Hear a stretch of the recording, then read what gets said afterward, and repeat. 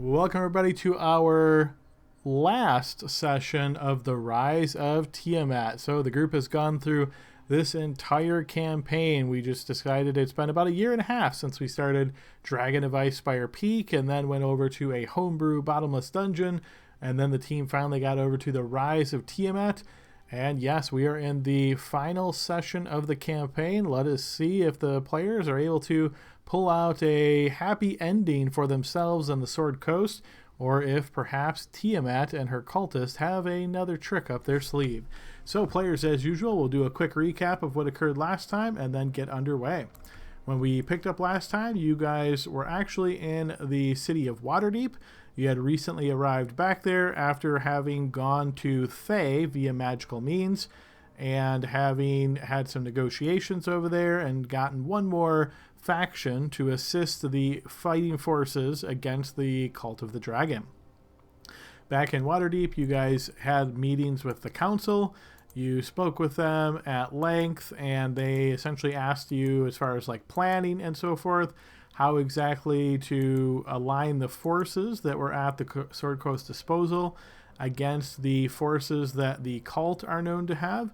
They got your input on this and essentially paired off certain forces against other forces, your forces versus theirs, essentially, and came up with a plan. The real wild card at this point for the forces outside was whether or not the forces of Silvery Moon would arrive as was negotiated. Their representative on the council had been given Xonthal's Tower by our player characters, and of course then tried to head back to Silvery Moon to rally the troops, so to speak. Obviously, Silvery Moon is very much known for its magic and its capabilities, so there is many members of the council that are expecting the Silvery Moon forces would perhaps arrive in flashy fashion through some type of magical teleportation or other magical means, but there's no guarantees as it is in war, and we will have to see what exactly occurs there. But yeah, team, you guys then started the long exodus traveling from Waterdeep at the front of this host the nearly 2 months to the Well of the Dragons. This had you guys going overland and passing by some locations that you have encountered throughout the campaign so far. For example, you guys passed by some of the cities that you had already been in, passed by kind of close the Misty Forest that you had been in previously, passed by the area where your good friend Ben was still fighting the forces in the garrison there. So you guys had a lot of different maybe you could think of these as callbacks to situations in previous sessions of this campaign. As you guys traveled through all these major locations, Daggerford, the Misty Forest, Dragonspear, past the Boriskir Bridge, past Subar, past the town of Triel, which you hadn't previously been in, and finally arriving in Scornubul. You guys then, after having traveled that long distance, approximately 45 or so-ish days, having time to speak with the fighting forces here. Again, each night you guys would have tents thrown up and have sort of time to speak with the forces, the leaders of the forces. You guys were sharing meals with them, so you definitely have this bonding period of time over all of this. You would have learned many of their names, and you realize really what this confrontation is. Having said all that, I definitely saw some messages in our chat there of don't try to humanize the soldiers because, well, we know bad things happen in war. But yeah, eventually the forces then, you guys traveled around the forest northeast of Scornubul because you didn't want to risk going through the forest or along the water based on the changing weather. You guys then traveled that direction another, say, 10 days or so, saw this large fortress on the mountain that some folks seem to be maybe somewhat knowledgeable of, but didn't have time to stop, and it wasn't your target destination, so pretty much didn't worry about it too much. And then traveled the last 5 days around the Skull Gorge before arriving at the Well of Dragons. All in all, a little over 60 days travel from leaving Waterdeep to getting all the way here with this fighting force. Obviously, all the way along the way, been resupplying, getting fresh supplies, food, water, switching out horses. A lot of work and planning had gone into this for months up until this drive to the Well of Dragons. Once you arrived, you could see the forces of the cult, obviously aware of your arrival. Such a massive host coming this close would be very difficult to hide. So it seemed as though the cult was prepared. The cult's forces were arrayed, all of its soldiers, several chromatic dragons. I believe there were even dozens that you guys could see in the sky. And shortly thereafter, you saw the arrival of the metallic dragons come to aid your side, as had been negotiated in times past, as well as each of the different factions' fighting forces taking to the field. There was then some magic used per your request to get you to a specific entrance after the scout had sort of relayed to you all the main entrances that he had managed to find, after letting you know that several other scouts had gone missing and likely had been picked off by the cult's forces. You guys picked one that was less heavily traveled on the east side of the entrance of this large mountainous structure, and you guys made your way inside. As you did, pretty quickly you found yourself face to face with some cultist soldiers. Luckily, perhaps, or perhaps unluckily, as we're not sure exactly what's going to occur with this yet, but the sound of the drac horn was echoing throughout this area, which made the sound of your fighting the cultist forces not easily detected by other nearby cultist forces. So you guys were able to defeat the cultist forces. Even the couple that tried to run away from you, you were able to take them down before they could alert anybody else. You then decided to take their bodies back a ways, throw them off to the side, and take their cloaks and masks and sort of masquerade as members of the cult force, except for Kurtu, who benefited from an invisibility spell and was traveling hidden next to the team. You guys traveled trying to find the entrance to the actual temple that you had spotted from outside. As you guys passed by some of the cult forces, they just spoke with you in brief chit-chat, but you were able to convince them that you were indeed cultists and deserved to be there, so they didn't give you too much attention. However, some of these dragon-like beasts, these creatures, smelled blood on Gale and did engage him in combat. You guys had to kill them quickly before anything else was alerted. Once that was complete, you made your way further into this area and eventually found yourself in this fairly long hallway, and you could see to the south that there was many more cultists arrayed there, and you guys decided to push to the west. And as you did so, you saw a room filled with cultists, most of them eating a meal at these different tables amongst the room. You guys essentially briefly chatted with them after they grew a little curious, as it seemed like you guys were perhaps lollygagging in the tunnel. Surprisingly, Gale was able to convince the cultists that approached him that he was just trying to replace some of his attire, and the cultist said, "You might be able to find something to the room to the north." So Gale went up there, kind of cleaned himself off a little bit, and then your team started making your way further to the west. You saw some other forces as you were making your way along this path, but you continued moving closer. As you got to another intersection here, there were additional cult forces, and you guys briefly spoke with them, essentially trying to convince them that you were supposed to head through, essentially past them and into the temple. And this really drew their suspicions because, according to them, nobody else was expected to enter the temple at this time. And this is where things started to get hectic. And actually, that's where we paused our session last time. So yeah, team, that is my quick recap of what occurred last week. Is there anything I missed here that anybody would like to add?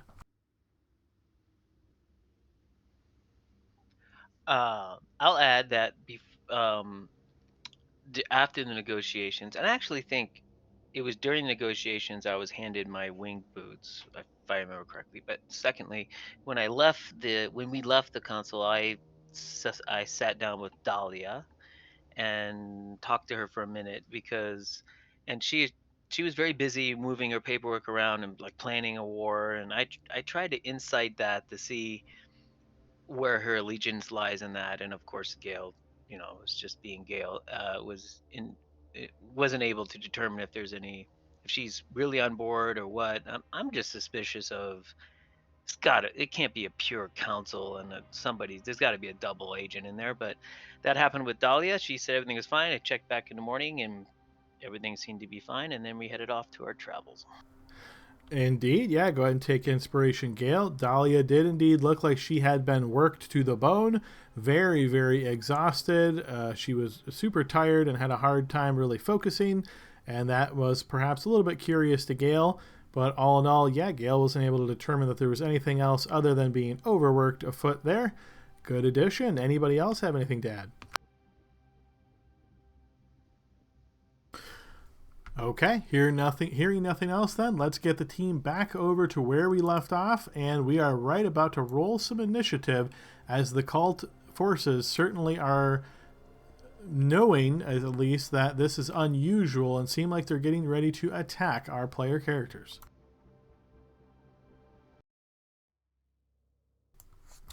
All right, players, so let me go ahead and throw us an initiative roll. And then I'll ask those of you that have the need to roll a second time to please go ahead and do that.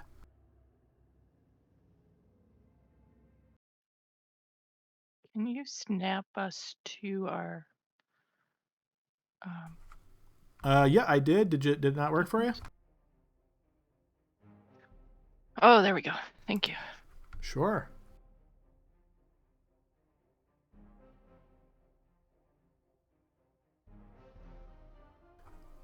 Okay, looks like that one is all set. Gale, you have to roll a second time as well, right? No, that was the helm of awareness. That's no Oh, longer. right. That is true. See, that could have been another part of the recap. Is that helmet no longer? All right. So with that out of the way, Spectre, not surprisingly, is first to act. All right, that is a lot of boys in the initiative that I don't see on the map, so I am already not having a good day. But I'm gonna step up. The opponents in front of us. Oh, there they are. Five. How tall are these dragon things? Can I shoot over them, or would they be providing cover to the people behind them? They are medium size, so yes, they would be providing cover. Okay. Well, I don't want them to get the chance to run deeper in and alert the people in the temple. So I'm going to step up one more space, I think, to here. Doesn't give me much of a better angle, but I mean, kinda. I will cast Hunter's Mark on the guy in the back as a bonus action. All right, go ahead and burn that slot. Yeah. Let me find it. So there's that slot burned, and then I will start making attacks at advantage because they have not acted in combat yet. So, 1. Yes, that will hit. Okay, so for 7 plus 16 plus whatever, that 4 Hunter's Mark. With 27 points of damage, this cultist is slain.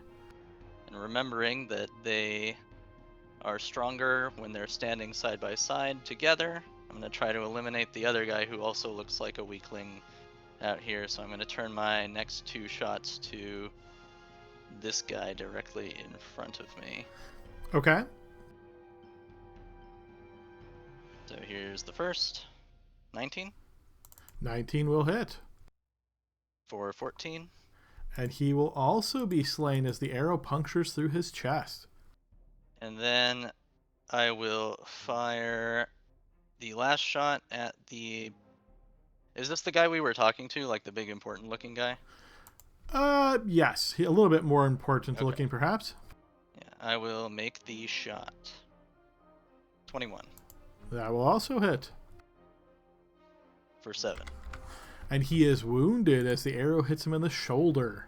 And then I will turn around. That was 10, so 15, 20, 25, 30, getting out of the way for the remaining people to file in. And I will, that's action, bonus action, enough movement. I don't want to go too far back and aggro the people in that other room, so we are done. All right, Hugo. Yeah, speaking of that, do those people look as though the people in this room, do they look as though they're paying attention and are going to join this fight? They do, yes. You notice that as you're fighting out here, it's at least close enough that they heard the sound of this fighting, and it has drawn their attention. Okay, and can you remind me what that room like looks like? Like what's in there besides the people? On a quick look, you would probably think of this as like a room of pens, like where prisoners would be held. Okay, and those people in the back are not dressed like cultists. They are not. No, on a glance, you would assume them to be prisoners. Okay. Well, you know, Hugo will run up.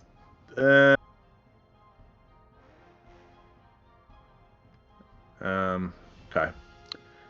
Hugo will cast Fireball into that room.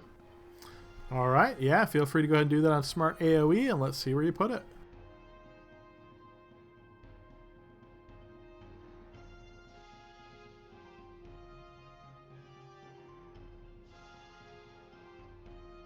Sorry, it didn't appear. It's supposed to be...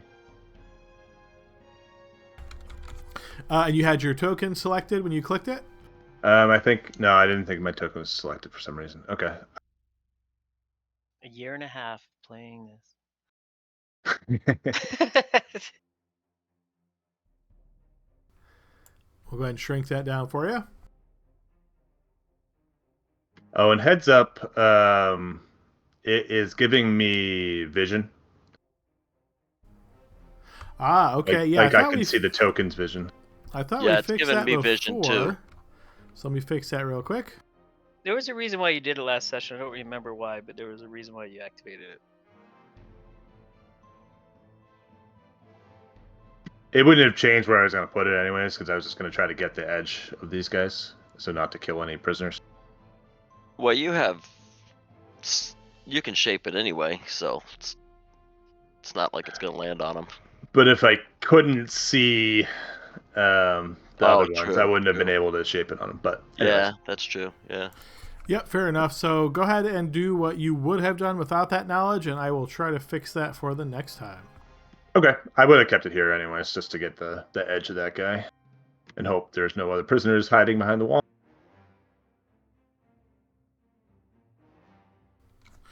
All right, as the ball of fire explodes out, go ahead and deduct that slot from yourself, as marked AoE doesn't do that for you. But you will notice that as the ball of fire explodes, 3 of the cultists are immediately incinerated, while other 2 are badly wounded. Okay.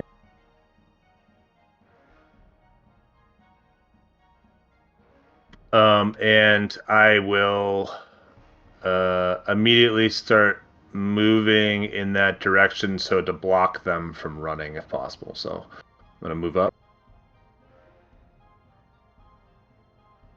and just sort of stand here and yell, like, not yell, but tell my companions, take the ones out in this hallway. And then as my bonus action, I will telekinetically shove this one away from me.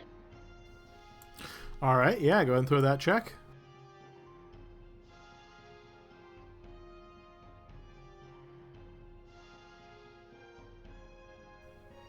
You do indeed shove him backwards. Okay, that's the end of my turn. Okay, on this cultist's turn, he is going to shout at the top of his lungs, "Intruders! Intruders in the hallway!" And then he will rush up to here. And as he gets next to you, Hugo, you see he prepares to attack you, but he doesn't quite yet.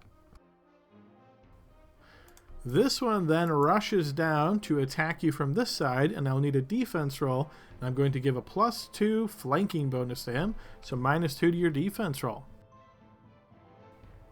Okay, yeah, that will be a fumble. Go ahead and roll a melee fumble there, Hugo. He misses and is quite embarrassed.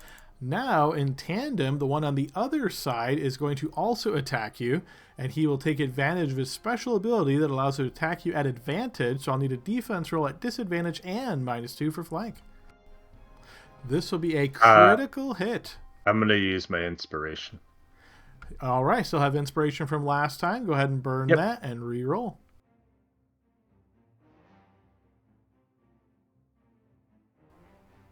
Okay, and that will make the attack miss as the blade sails over your head. Very good. Good job, Hugo. I'm a tank now. He holds his new shield up. This one is going to have to squeeze through to get by. He will do that getting there. This one's turn will rush up as well, Hugo, and as it does, it is going to attempt to both bite you and hit you with its tail. I'll need 2 more defense rolls. The first one manages to hit you as the bite does connect. You'll take... Ooh, that does go to GM. 1 second.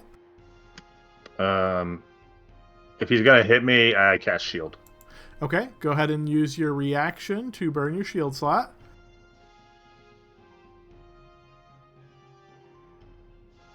Hugo, we'll take care of the rest of the area. You just stand there. Keep on doing what you're doing. We'll see you in a few days. We'll go on ahead. Look, The tail will also miss as we move to Gale's turn.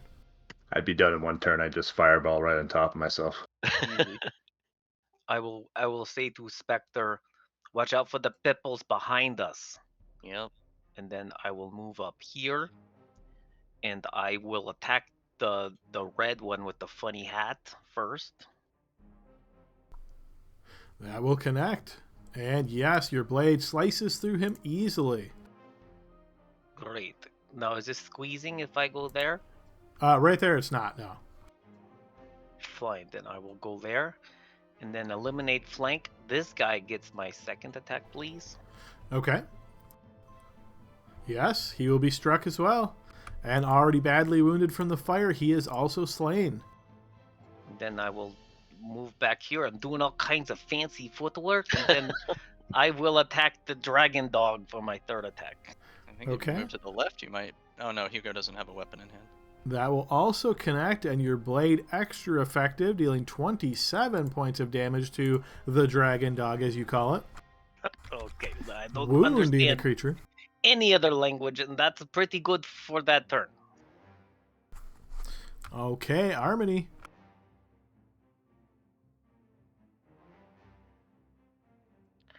She's gonna toll the dead at the dragon dog. Okay, and throw me a spell effect roll, please.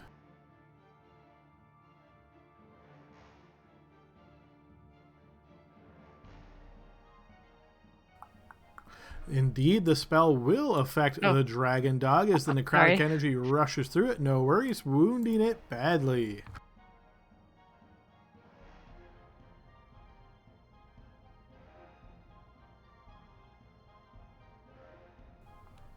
And we go to Kurtu.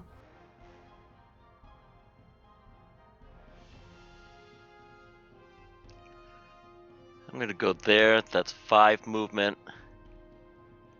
I'm still invisible, so I'm just going to save that. And I'm going to dash. Okay.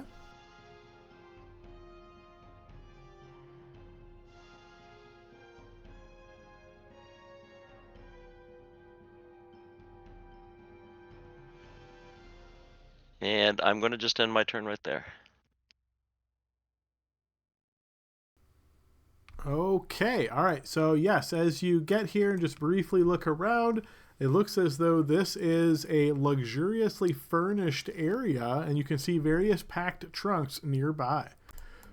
All right, top of the round. Let's pick on the back of the order this time.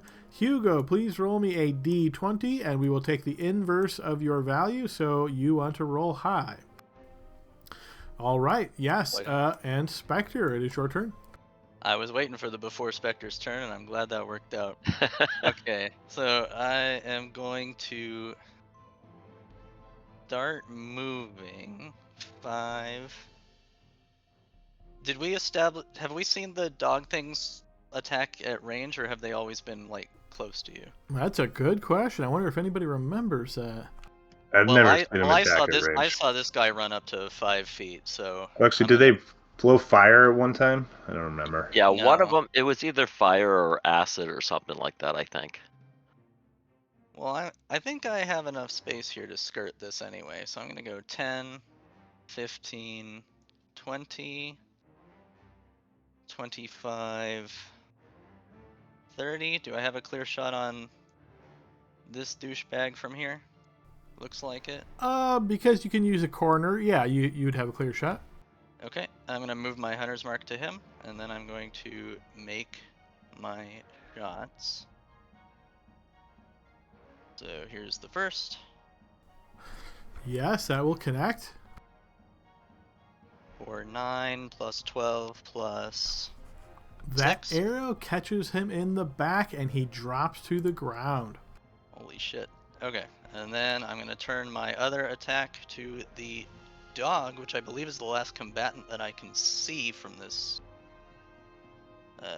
perspective. So I'm gonna shoot the dog.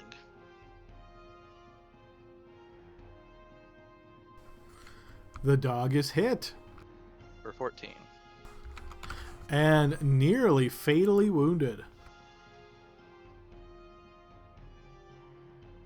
I have 10 more feet of movement, so I'm going to move a little further down the hallway to try to spot something else. So 10. Seeing nothing, I end my turn. Okay, Hugo. Guy, you will toll the dead on the dog. All right, yes, go ahead and roll that. And unless you roll absolutely terrible, that will indeed kill off the dragon dog.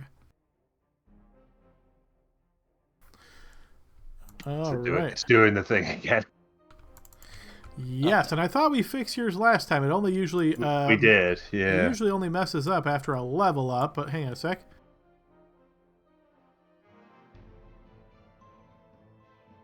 Yes, we're level 13.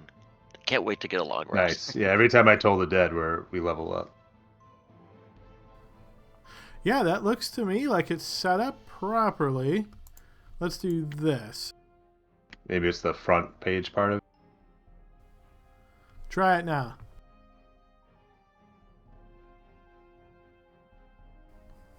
So are you clicking on it from... Yeah, you're clicking on it from the attack section? Yeah. Should I just do it from the spells? Oh, okay. I see what the problem is. You have two of them on your list. Are you clicking the one on the very bottom or the one in the middle? I'll be honest, I don't know because I have Try my... Try the sheet one on in the my- very bottom this time. All right, I'm going to get rid Okay. of the one in the middle just so we don't do that issue. Okay, yeah, that's definitely not low damage. So even at half, if he should happen to save, that will kill him. So the necrotic damage does indeed kill the dragon dog. This whole battle has only taken about 12 seconds or so, but there was a bit of noise made here. You don't see any obvious people running to help, for example, at this point. But who knows how long that will last. But we are officially out of combat, folks. Okay. Hugo will quickly start grabbing bodies and dragging them into this room with the prisoners. Yes, and I'll do the same. I want to step up 5 feet to do that and drag this guy next to me into this room. Good call.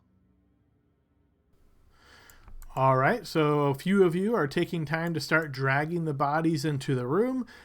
You're able to do so. However, you do notice that there is blood stains on the ground here as these folks have suffered some pretty bad damage. And is it, I'm assuming you're going back and forth until you get all of the bodies in? Yeah. Well, there's 3. Well, these bodies were already in here, and then there were 3, so I would take the third one. And then I will gesture to the party that we need to get going. Yeah, let's run. Yeah. Well, hold on. There's a bunch of people stuck here. Oh Yeah, well. but who cares, Hugo? We have to They stop could the be fighting. ritual. They could be fighters. Hugo, we have to stop the ritual. Come on, let's go. Is there like an easy way to release the prisoners So They will alert the from the guards. outside? On a quick glance, no. It looks like that they are in these pens, and you would probably have to find a set of keys or try to break these pens down. I'll come back for you. And Hugo Free- will just- rush out. Free one of them and let them free the rest. No, we don't want them knowing the prisoners are freed. They're going to definitely sound the alarm. You Okay. notice that some of them were quiet, perhaps in fear or awe, Hugo. But then as you started running away, some say, "Don't leave us! No, don't!" And that sort of drowns out as you get further away, and the sound of the drac horn overwhelms it. Okay. And I would have liked to, I mean, I guess it doesn't matter, but when we pulled the bodies, like, hide them around the corner, basically, just so they're not in the middle of the hall. Even though there's blood everywhere, but still. And this is Okay. where they were, like, stopping us from going when we said we were going to go to the temple, right? It did seem Yeah, that way, yes. They were down this hallway, so I'm assuming that the temple is this way. Does everyone agree with my assessment? Go like Yeah. the wind. Your feet are like wings. I just want to run. Gertu, are you still with us? Shh, I'm being quiet. I see a crude drawing of a dick. Is the on penis No, hallway it's at the end here? It's a toenail. Come on, you guys have head and gutter. Wait, I just shouldn't go first. No, if So- you're so excited, go ahead. As you're making your way in this direction, you notice that this is a tunnel, and you can see that there is a set of stairs. What strikes you as you see these set of stairs is you notice that they are a glowing, almost a black color. Ah, shit. Hugo, there's something funny up there. Can I make an Arcana check without touching them to determine what they are? Sure, you can stop, take a look, and see if anything comes to mind. And does it start at the tip of the toenail? That is where you see the first stair that is going upward, and yes, it is the stair that is this glowing black color. The wall is just typical like rock color. You don't really know. I was going to give him the help action. Okay, so I will take the one that's 1 point better. You don't really know what this means because there's nothing magical that you can see here. There's no obvious effect at the moment, so yeah, you're not sure. Wait, the glowing stairs are not obviously magical? You don't So is it see anything that's obviously magical. So the fact that they are glowing this black color, to you, you might say, oh, well, that must be magic, right? But nothing in your knowledge tells you that, oh, this is this particular spell, or that even this is for surely magical. Okay. Could I make a Enchant- quick nature check to determine if it would be a natural thing? Sure, yep. So you Or is that essentially like the same imagine, well, what I'm imagining you doing here then is you're kind of stopping and then you're kind of looking at things and you're trying to figure this out. So not that you're spending hours or anything like that, but this is sort of like pawing mentally over your head to see if anything comes to mind. So I'm imagining like a minute per check. Okay. I mean, if people are cool with that, sure, but if it seems like people are impatient, then Hugo's just gonna pull out a scroll and do something. I'm impatient. I don't Okay. think we have time to hang out in this hallway. Okay. Hugo goes, "It's glowing, must be magic," and then he'll take out the scroll Dispel Magic and use it to cast onto the stairs. All right, you take this scroll out and you cast it upon the stairs and you see that it has no effect. It's not magic, Okay, but well- it might still be trapped, so check for trap. Whoever's good at that. I mean, I will attempt to check for traps, but it looks like a magical effect to me. So even if I saw like It's not magic. it, I cast Dispel Magic on it and nothing happened. well, I'll try to like look for like a wire or something that's causing the light, but I'm expecting that even if I detect the presence of a trap, I'm not going to be able to do anything about it. Is this a perception check? No, you can definitely see the stair and it is definitely glowing black. If you're looking for traps, that would be investigation. No help. No, I do you really want should have taken that proficiency. do you want me to just step on the glowy stair? Yeah, step on it. All right, get at least 30 feet. D&D rule: 30 feet away from. Sorry, Adam. All right, I'll put my step on the stair and close the eyes. The stair is solid. I go to Alright, let's go. second stair and close eyes. As you step on the second black stair here, Gale, you hear the sound of a crackling burst of energy coming from deeper inside, and you hear the sound of chanting suddenly echo out. Flashes of purplish energy start flying your way in waves. Oh Gotta my go. god, it's almost done. Let's go, hail Let's Tiamat. Lead the way. All right, I'll We go start down. running up the stairs. Hail Tiamat. All right, as you are rushing up the stairs, I'm going to go ahead and lock the tokens, and I'm going to put you in the approximate order of where you're at right at this moment. So I've got Gale is essentially in front, and then we've got Hugo and Spectre close behind, then Harmony, then Kurtu. Okay, so I'm going to unlock the tokens, and don't move your tokens momentarily.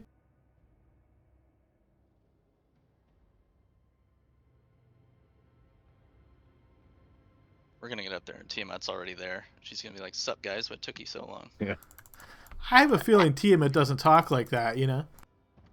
Tiamat's like, I'm actually really nice. All right, so you guys find your way rushing up into this next area. I'm going to move you to a new map. As soon as I do, I'm going to lock the tokens and I'm going to give you a description. So please be patient momentarily because this is, once again, an absolutely massive map and it requires a bit of explanation so you understand what you're seeing. Oh god. Good luck, Libby. I had trouble getting into this one. I am not surprised. Like I said, this map could, in my personal opinion, could have been shrunk down to about a third of its size, but they went this way for some reason.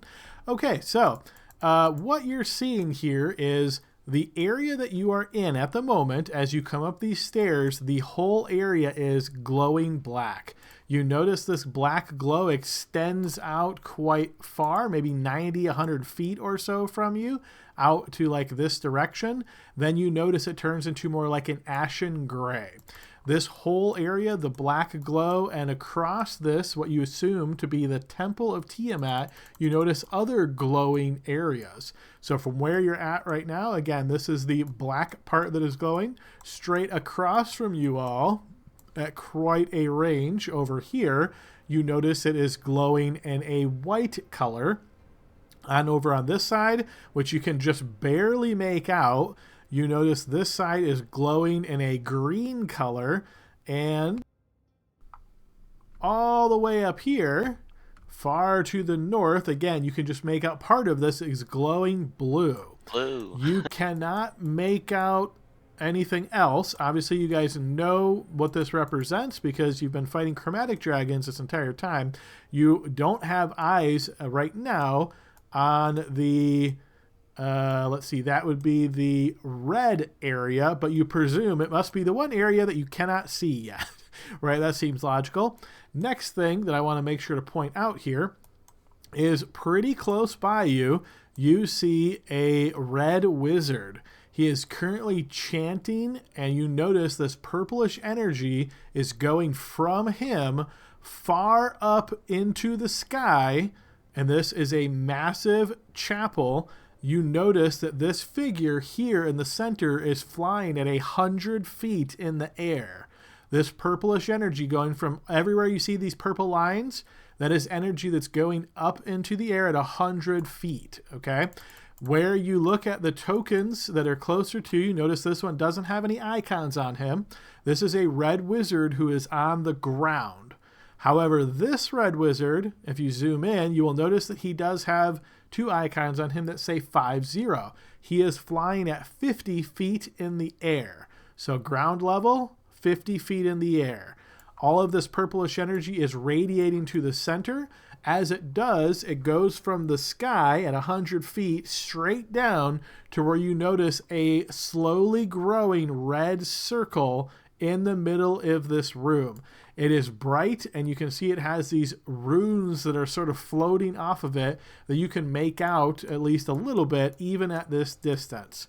With all of that said, there's a whole lot of information. Does anybody have any questions about what they are seeing? So you're saying the orb is ground level? There is no orb, but there is energy going from the sky, the 100-foot mark, where there is a person flying there, and it is shooting down from him to the ground. When it hits the ground, you notice that there is a circle, like a rune circle there, and you can see runes slowly floating off of it. Okay. All right, Adam. So you said this guy here, or this body, is on the ground. Does it seem to be moving on the ground, or does it seem to be like lying still, as in potentially deceased body? No, I'm sorry. When I say on the ground, I mean he is not flying. I'm trying to differentiate all right. between Yep. ground level and flying. So he is active casting. He seems to be part of this ritual, and he is actively chanting words, and energy, this purplish energy, is coming from him to the center. Are they And so all? they're facing away from us, and they're Are they all focused on what they're doing, not us? At the moment, I would say that is true. Just as you emerge, you notice they aren't immediately looking in your direction. No. Okay. if everyone's okay Any with it. last minute questions about what you see before I put us in turn order? Is there like enough light, or is it just dim light? Is that why it's all sort of gray? Yes. Yep. So the light that is coming off of the floors, the ceiling, the ground, everywhere where you see these colors, it illuminates a dim light. So the entire area is bathed in dim light. One of you has a light source on you. I'm assuming it's probably you, Hugo. Yeah, I should have it. So the light spell, do you mind if I activate it on myself? Yeah, no, go ahead. So that spell is what is giving off the light radius. I actually already saw that on mine. Maybe multiple people have light spell or light source. But yes, I would say as soon as anybody looks in your direction, obviously they're going to see your light source because it's going to be brighter than the glow. But at this very moment, they're not looking in your direction. Okay. All right. Any last minute questions? About how tall is the full ceiling? You might have said that, but where the guy is floating the highest. So he's at 100-foot mark. If you're looking for how high the ceiling is above him, I'm sure that's here somewhere. It is 120 feet. So he is 20 feet from the ceiling. Okay. All right. If nothing else, then I am going to go ahead and put us in initiative order, as time is of the essence at this point, as you can probably imagine. Yeah. This is it, boys. Did I seriously roll a fucking 1? Do you have inspiration?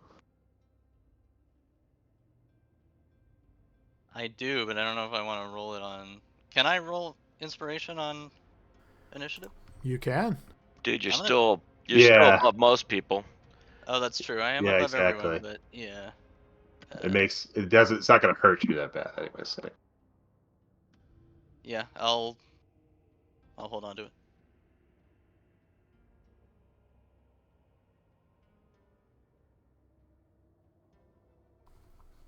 Okay, and I'm assuming that we have seen another roll come through from Libby. Yep, all right, there it is. Okay, so here's where we are, and you said you're holding on to that, so this is our initiative order. All right, so the one closest to you all, again, he is currently on the ground level. His attention is focused on the middle. Similarly, with this individual focused on the middle, we move to Gale's turn. Okay, I'm going to free action sheath. I don't know if I can't draw my javelin yet, but I'm gonna sheath my sword and take a potion from my belt and drink it, and I turn invisible. Okay. And then I'm going to fly up in the air, maybe 20 feet, and then, but I want to move 30, so 5, 10, 15, 20, 25, 30. I don't know if I could be 20 up and 30. So what I'm going to ask you to do, if you're flying, add icons to you. You can just use like the colored dots. When you put your cursor on one of those colored dots and hit a number, it will add the number to it. So if you said 20, just if you put your cursor like on the orange dot, don't click with your mouse, but with the cursor pointing at the orange dot, hit 2 on your keyboard. That will put a 2 on the orange dot. Repeat that with another one with a 0, so we know that you are 20 feet in the air.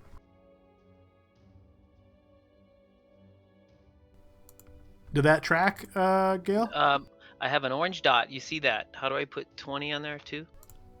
So when you open the menu that contains all of the icons like the orange dot, if you put your mouse cursor on the orange dot, but you don't click with your mouse, then there you go. All right. And that, yeah, so actually that'll be fine. 2 we'll know is 20. I'm not going to go in 5 maybe, but you know. If you do, then I'll ask you to add a second one. Yeah, okay. 20 feet in the air, move 30. Action, take the potion of invisibility. I'm going to... I can't face step while flying, correct?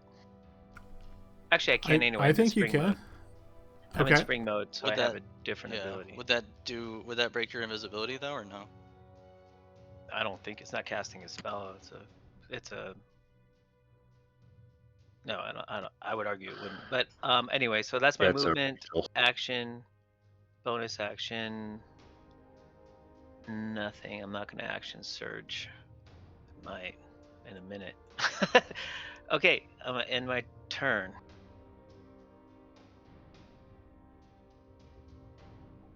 So I don't say anything when I do that. All right. So you guys, now keep in mind, you guys don't see Gale any longer, and he's flying. Now I assume your little boots are making slight amounts of sound, but not enough that someone's going to be able to pinpoint your location. Yeah, I'll be careful about that. Yep. Right, you're going to put him on quiet mode for the wings? No, I'm not. I'm immersed enough to know that I'm not super silent. Fair enough. Adam is saying that. Can we still hear the Drakhorn? The Drakhorn is still there, but it's not nearly as loud here in the temple. Okay.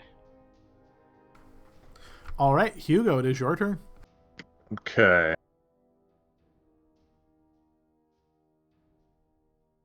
I am going to cast Dawn. All right, go ahead and post that.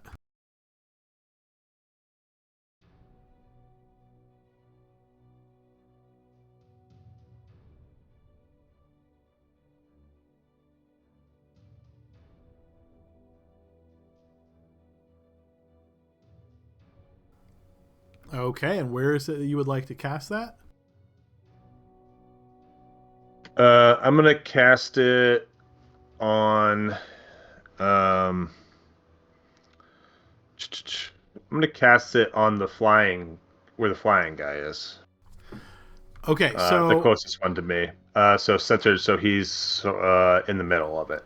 So how I'm reading this is... it shines down on a location. I don't think you can pick a location in the air.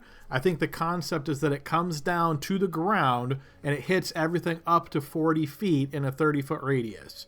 So he is currently flying at 50 feet, which means he'd be above the radius of, or above the height of the cylinder. Oh, I have to cast it on the ground? Well, if you read the description of the spell, it says the light of dawn shines down on a location. So I don't think you can pick a location in the air, is what I'm saying. Oh, okay. Okay. Could I do something different than that in that case? Absolutely, yeah. So You suck. I guess I will. I'll move up, and I will cast Fly on myself. Okay. You cast Fly on yourself. Go ahead and burn that slot.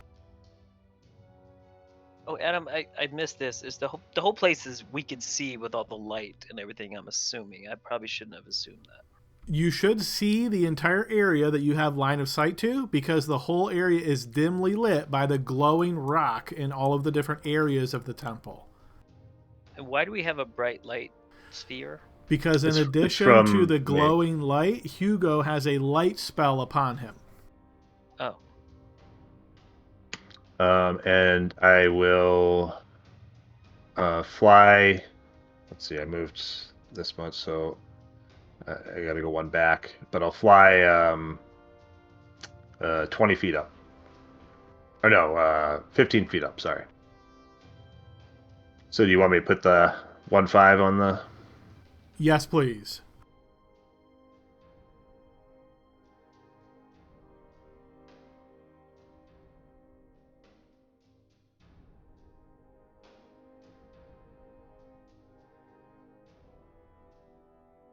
Did that work? No. All right, so go ahead and select your token. Click the little icon to open the token menu. Put your cursor on one of the colored balls, but instead of clicking with your left mouse, just hitting number on your keyboard. Okay. And So then that just does click the out of 5. it. So you might want to do like a 1 and then do another color for a 5 so we know you're at 15. And yep, we'll go to Spectre. Okay. Remind me, this was the guy who acted at count 19? This one here? Well, that's a little metagamey, but let me see. I have an ability that literally relies on turn order, so I feel like I get to. I'm gonna say you think that individual has already acted is what I will say. Okay. I was gonna go for the flying guy anyway, because I didn't know that Gale was gonna go fly up there, so I have the archer, I have the bow, so I'm gonna shoot the flying guy. So I'm gonna go 5, 10. Why is the light on me? That should not be the case. I should be the last person who has the light on them. It might just be on Hugo. Well, it's moving when I move, at least as far as I'm I know. not seeing it. It might Oh, just be maybe moving because for you because you have night vision and you're seeing through the dim You're light. right. Yeah, that's what's happening. Okay, so 5, 10, 15, 20. Now that I have a clear shot, I'm gonna move my hunter's mark to this asshole, and then I'm gonna shoot him 3 times at advantage. I don't know if he's surprised or not, but if he is, they are automatic critical hits. So 1. That's a critical hit anyway. Yes, that will certainly hit. Okay, so we'll post damage, see what happens. Or actually, I should. Do crits first. Do you want me to roll a crit first? Yep, yeah, that's a crit. Yep, go ahead and roll the crit table. Critical hit, piercing. Submit to. Okay, so that's true Nice. crit and roll on the minor injury table. So 10 plus 28 plus 2d6 from Hunter's Mark for another 5.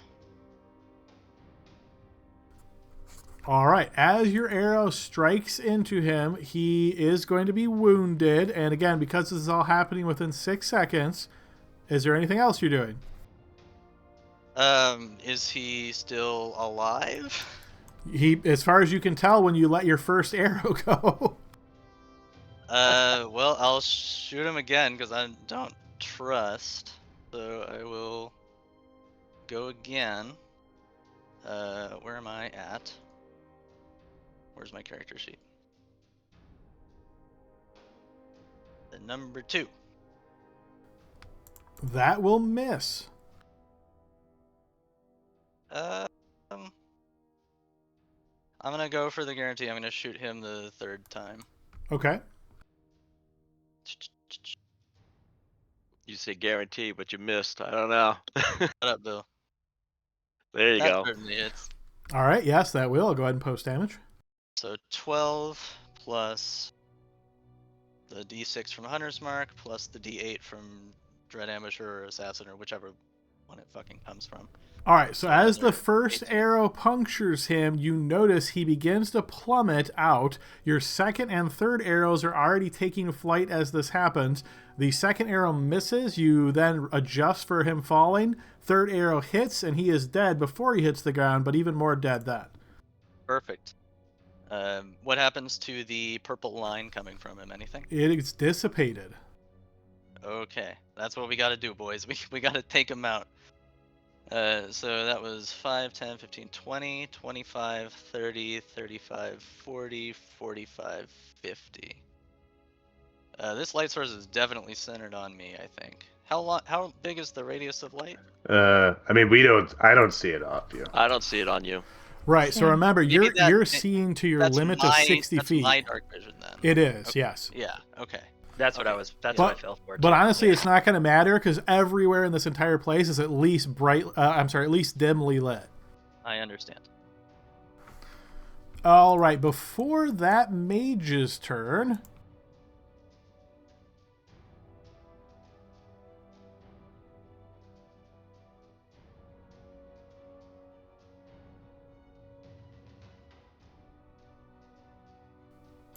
Okay, now it is that mage's turn.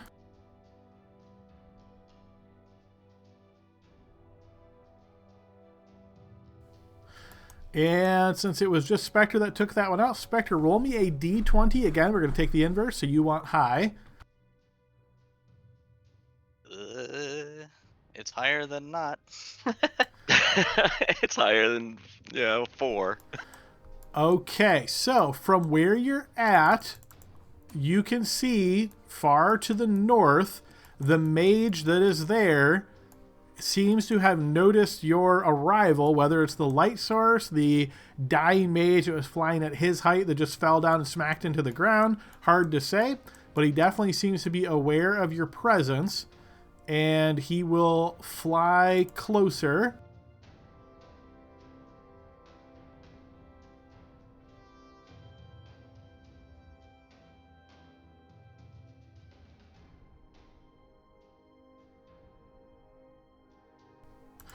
Long range combat. All right, let's see here.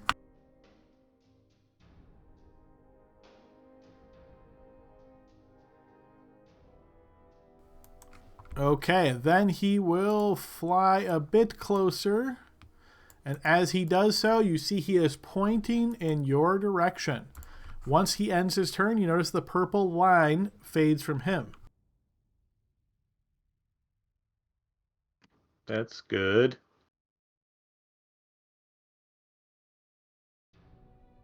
I feel like the other guys are very focused on their ritual. I think they need a roll to see if they can see him pointing. Okay, now from the center of the room where all of this energy is coalescing, you notice a figure turns and looks in your direction. This figure looks very prominent as he floats here in the air all the way up at the 100-foot mark. As he turns and looks at you, you can't really see fine details or anything like that, but based on his attire, he is more prominently dressed than the others. You suspect this may be the individual known as Severin. He looks like a little bitch to me. We're gonna fuck him up. He's got a stupid thing on his head. And he Circlet will of start something. moving in your direction. You notice as he does so, he's moving at a much slower pace than the others. And as he does so, the energy stays where he was at. It does not follow him. The energy meaning the line that was The coming, or purplish the... energy, correct. It is still in Yeah. the same spot. Okay, from here...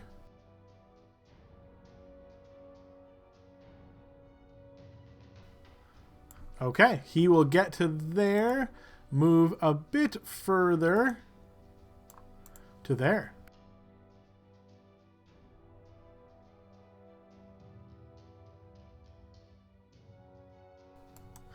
That one is slain. We get to Harmony.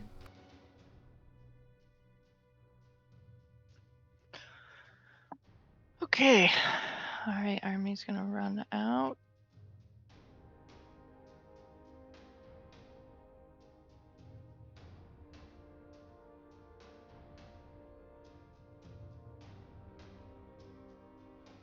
That looked to me like 40 feet.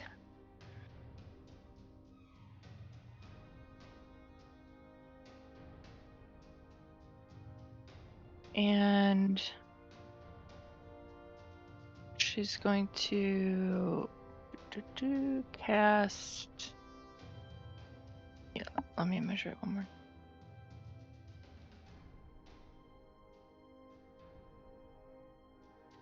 She's gonna cast Guiding Bolt on Severin.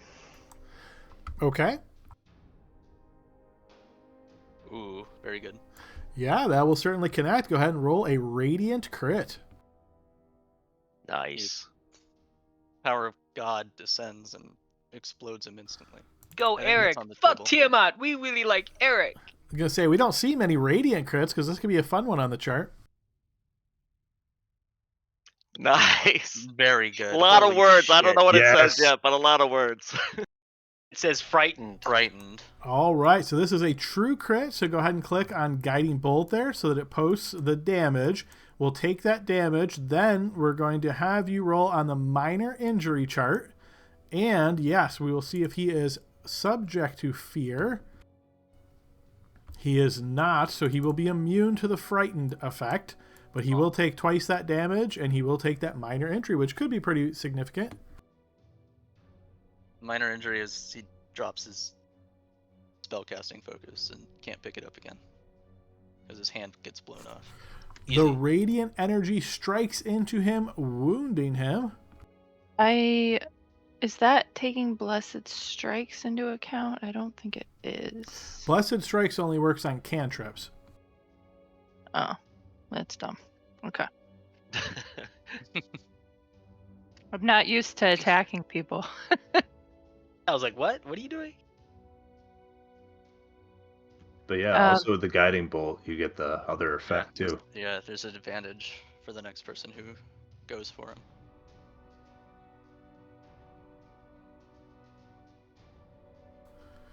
All right, and do you have the injury button on your list there at the bottom of your buttons, Harmony? Oh, I do see it. All right, go ahead and click that. Choose minor injury and hit OK, and we'll see what minor injury occurs. Okay, so yes, this hits him so severely he is at disadvantage on Constitution saving throws. Dude, you couldn't roll any better on a minor injury. Good God. Crazy, That John. was weird.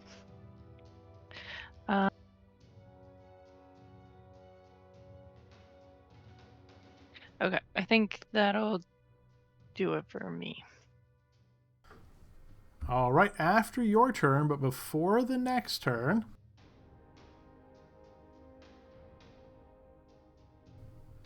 he will respond as a legendary action by pointing to you, Harmony, as you notice this flaming orb flies right towards you. I will need a defense roll.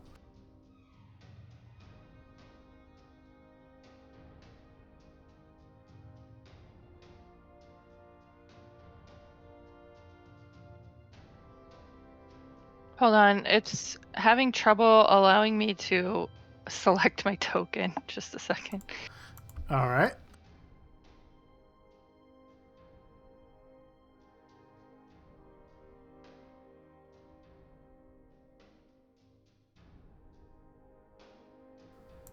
I Okay, can't. nice. This woman is out of Nice. control. Go ahead and roll a spell, or actually, no, I don't think this is considered a spell.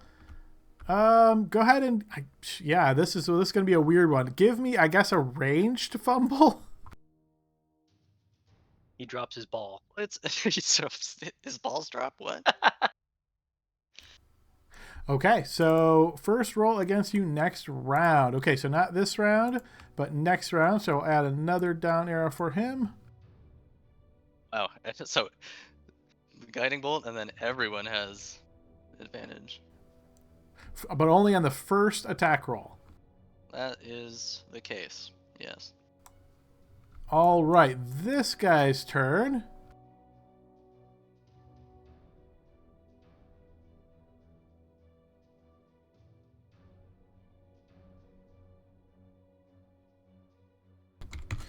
Okay, I don't think you guys can really see him quite yet. Which also means he shouldn't be able to see us, surely.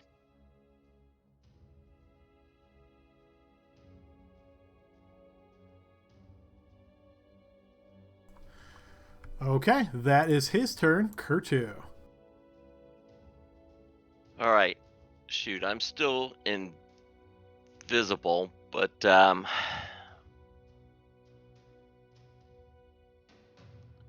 gonna move there for my normal turn. And I'm just too far away from that other guy. I am going to go ahead and just take the dash action. I'm not going to attack this round. Okay.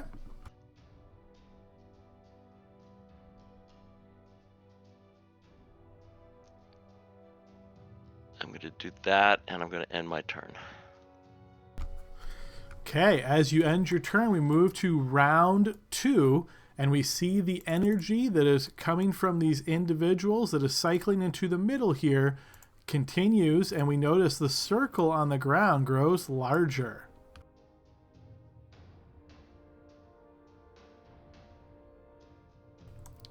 All right, we move to this guy's turn. The light now in this area, his flying companion having fallen to the ground. He clearly sees stuff going on right here next to him. So he is going to look, and I'm going to make sure I know who's invisible and who's flying and all that fun stuff. Okay, so he really only sees Armony, and then he sees Hugo, and he sees Spectre.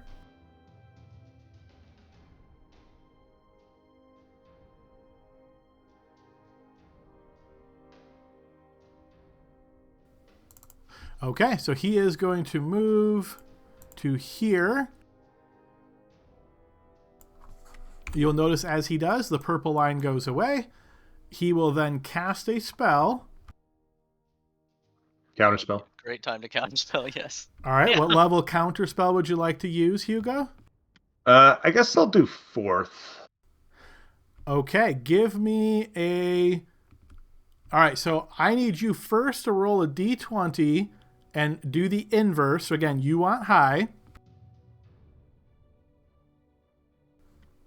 You said 4th, so that's a 12 for him. Okay, so as you attempt to counterspell him, he counterspells your counterspell, and then he casts a spell in addition to that straight down, and this is going to hit Armony. Actually, let's see who all this is going to hit. This might hit more than I'm thinking.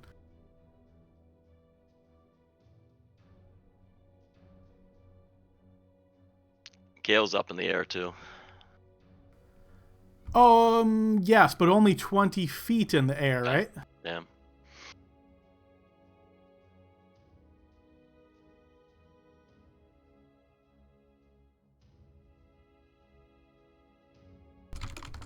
Okay, so double checking the specifications of the spell.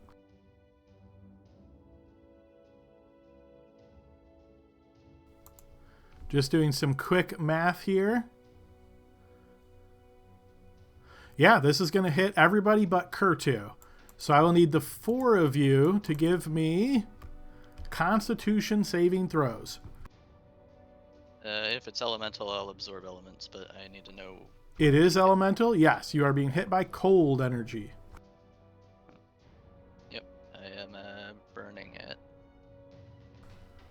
Okay, Gale, of course, you'll succeed. Spectre will succeed.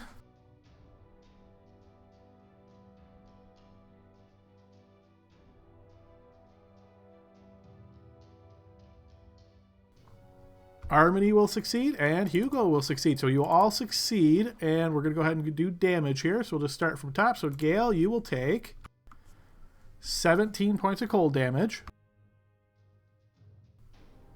Spectre will take 8. 8 because points I of cold forgot. damage, yep. God damn it. Armony will take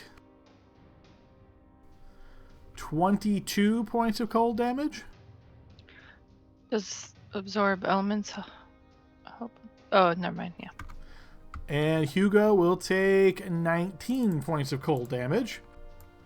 After casting that spell, he will then move to here. Wait, did that factor in my absorb elements? Absorb elements is a reaction. It doesn't automatically happen. You have to declare I'm using absorb elements and burn the spell slot in order for it to take effect. Yeah, I burned the spell slot. Should I give it back to myself?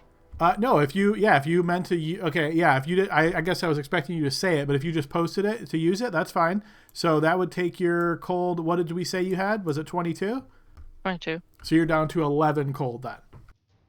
Okay, thanks. Sure, yeah, no problem. All right. Could I also use absorb elements with that? I mean, if you have your reaction, let me read absorb elements real quick. Oh wait, I don't have reaction because counterspell. Okay, correct. Yep. Yeah, so this is one of those, like, usually how it works is I say you're taking damage and then you decide whether you're going to use it or not. Generally, you're not supposed to, like, wait to see how much damage it deals and then say, oh, yeah, I'm going to absorb that, you know. So in your case, it doesn't matter because you didn't have your reaction anyway. But yeah, so just like Spectre did it, what did I get hit by? Cold? Okay, I absorb elements. That's how you want to do that. Gotcha. Okay. All right, so we move to the next one. Okay, and then we move to Gale. Okay, so am I still visible? You haven't attacked or cast a spell, so yeah, you're still invisible. Excellent. I'm going to fly 5, 10, 15, 20, 25, 30. Now I'm 20 feet. Severin's 100 feet, you said? He is, yep. So my javelin is 120, and he's 75 away. I probably need to fly up. Remember, you can throw on a diagonal, so if you have a 120 range and your javelin at disadvantage, you can certainly throw from here at him. Yeah, the good thing about the javelin is that the lightning at least doesn't say it's disadvantage. Maybe I should let you read that before I position myself. He also got hit by Guiding Bolt and Harmony's crit, so your first attack has advantage as well.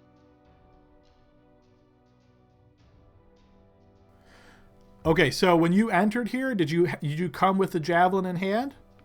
No, that's why I sheathed my sword and drank the potion, because now your free action is to draw the javelin.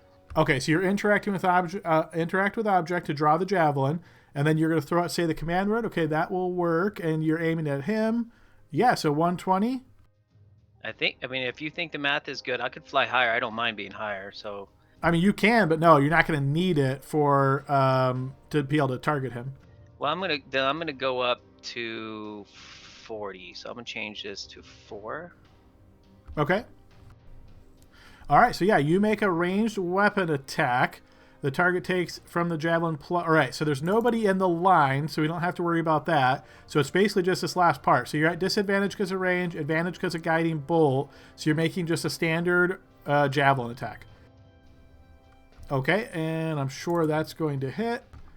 Yes, so that will hit. So 4d or javelin damage, and then 4d6 lightning. All right, you will notice that he is resistant to lightning damage. Nice. Actually, I think it was already baked in there, right? The 17? Oh, yeah. Oh, sorry. Hang on. Each creature in the line, excluding you and the target, must... Oh, excluding you and the target. Okay. Yeah, so that first effect just hits the line, and the last hits just the target. Okay, so Javelin of Lightning has been used. It does indeed strike him, damages him, hits him with the lightning damage, which he is resistant to. And that's your action. I growl very, very with common second language and try to do this. Superiority die on that. Okay, sure. So he's immune to frighten, but I'll apply that extra damage. Okay, that's fine. Then I am going to... Now I'm visible. I'm visible. Yep. Okay, so then now I'm going to 5, 10, 15, 20, 25, 30. I get closer. I'm going to... I'm not going to face step yet. I'm going to second wind here. And then that'll be my turn. All right. Did you say you were moving closer? No, I was going to face step, but I already moved, so this would be my bonus action. How much flying speed do you have with the boots? 30. It's just walking gotcha. speed. Yeah, nothing special. Okay. All right, so at the end of your turn, Gale, but before the mage's turn, you're going to notice Severin disappears in an explosion of fire. I got him! Look! He blew up in the air! Blew up. Good job, Gale. Good job. Adam, that wasn't meant to be sent to you. I just mispushed. No worries, I figured as much because I was like, that doesn't apply in this situation. All right, Hugo, your turn. Okay. Hugo's like, We have to stop it. We have to Yep. stop the flow of energy. And Hugo is going to fly 60 feet.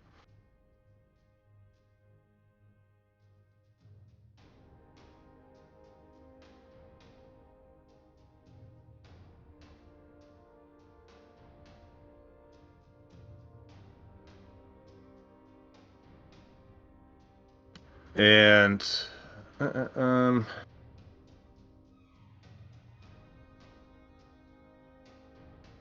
he's going to dash.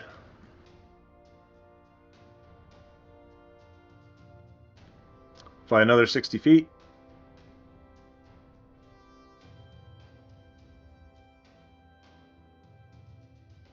Just 40 feet to here. As you fly out farther to there, Hugo, and you can obviously see across the temple at your. And what height are you at the moment? 15 feet. 15 feet. All right, you notice a figure kind of skulking to your east. And as you turn and look and spot this figure who currently has a bow in hand, you recognize a familiar face. Oh, shit. Narenvane, the individual worm speaker who you had previously killed, but if you remember, you did not kill his dragon, and Chuth apparently got Narenvane somewhere where he could be resurrected. That's not good. Marinvade's here.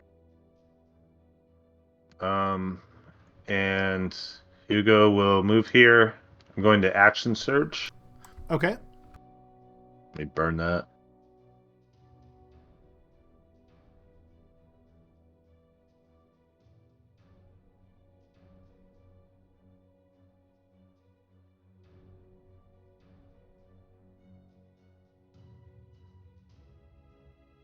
Okay.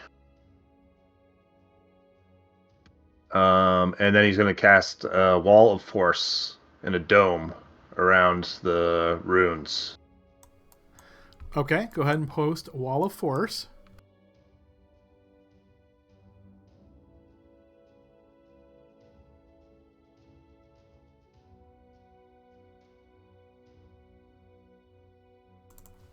All right, you said you're at 15 feet in the air? Yep. All right, so once you cast Wall of Force, the concentration spell, concentration on fly will end.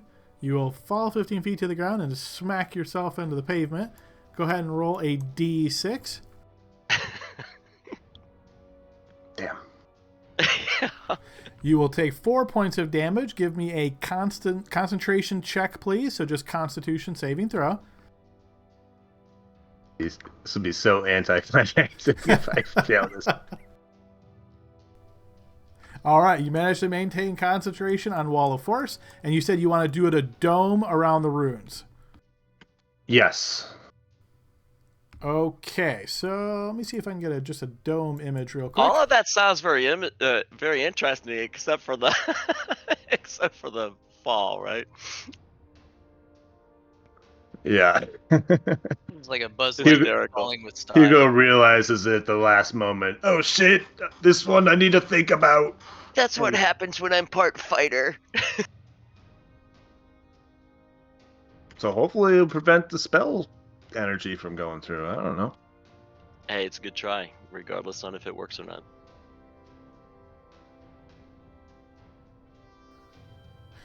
Okay, dome with a radius of 10 feet. So I think that's right.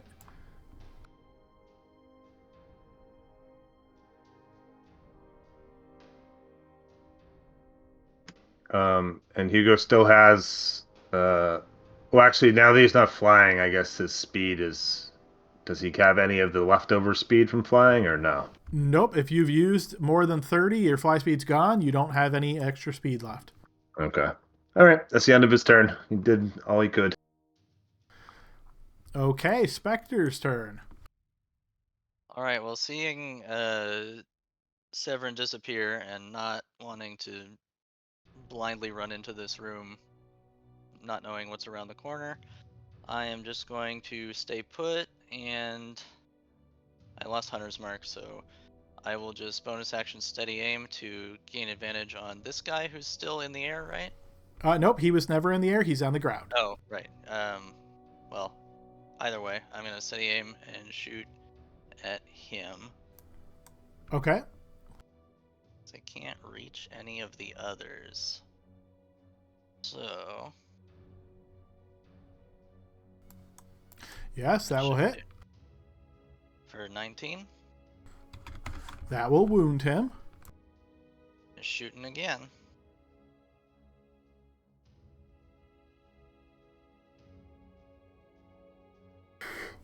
That will also connect. Wounding him a second time. Can't move because I steady aim, so that's all I got.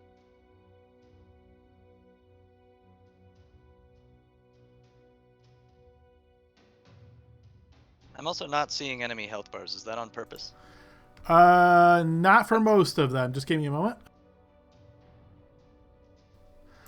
Okay, so from where you're flying at the moment here, Gale, you will take 2 shots coming from your northeast. You see glowing arrows fired from Naren Vane's longbow fire right towards you, trying to strike you. I'll need 2 defense rolls, please. Look out!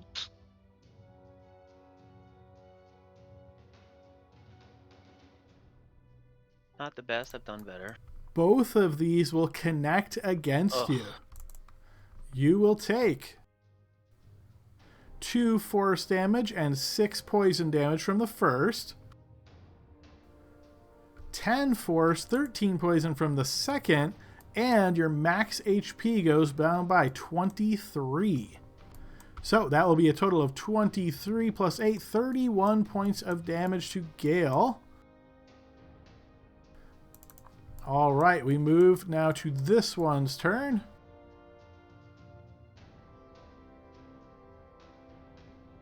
So my max HP is down 23. 23, yep. Now remember, that's a grievous wound, so one of our rules is if you want to use a reaction, you can burn a hero point to turn that into a normal wound if you want. Oh, I haven't. Yes, please. They've been pretty rare so far, so. But yeah, I don't think it's happened yet. grievous wounds, yeah, we've definitely had some, but they've been pretty rare. So burn a hero point. Yep, you burn a hero point and then just count that as normal damage, so it doesn't reduce your max HP. Okay. Best DM ever. You get my vote. I will take it. All right. So let's see here. Moving this. All right. He will get to there. And you will notice as he flies to here, he is going to refocus on the ritual.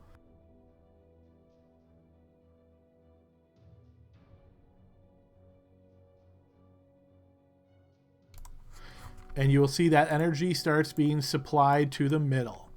Is it going through the wall of force, or is it stopped by it? You can see that the energy is going to the center and shooting down. It is hitting into the wall of force. Whether it's penetrating through, it's hard to tell. All right, this one's turn.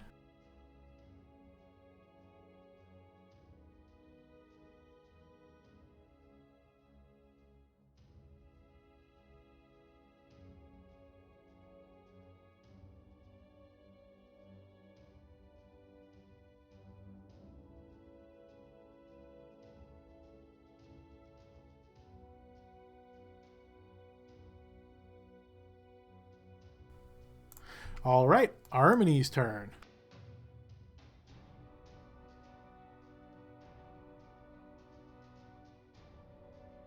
Okay.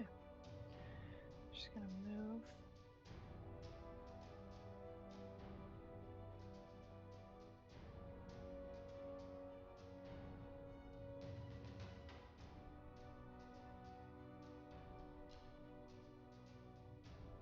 There we go. And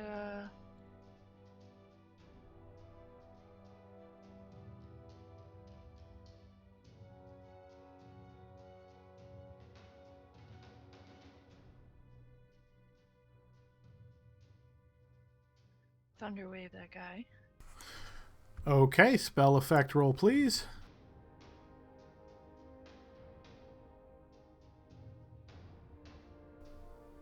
Yes, this will certainly affect him. He will take the 9 point of damage and be pushed 10 feet away from you. As he is wounded and looks near death.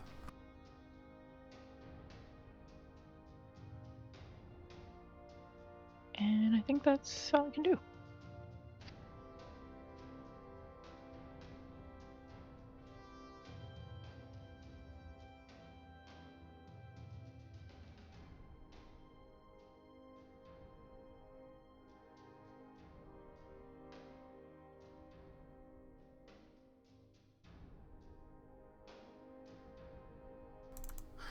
Okay, this guy will get down to here. He will then cast a spell.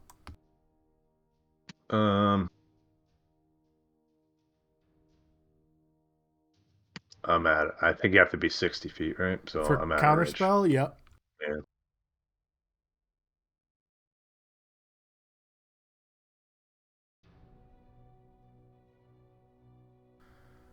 Okay, and he is going to cast everyone's favorite fireball with a 20-foot radius. He's going to be able to get Armony and Hugo. And I don't think he can get Gale as well. Let me double check. Nope, just Hugo and Armony. So I'll need the two of you to give me dexterity saving throws, please.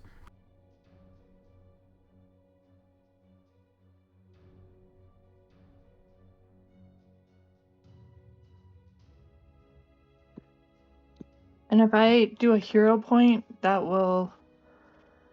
I can... You can Would that use help your me? reaction to spend a hero point and add the number that you roll to your saving throw.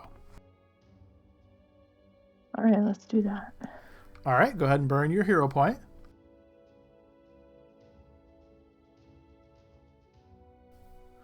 Okay, so we will add 3 to your saving throw. That makes it a 10. Unfortunately, still not good enough. So Hugo, you will get struck by this fire.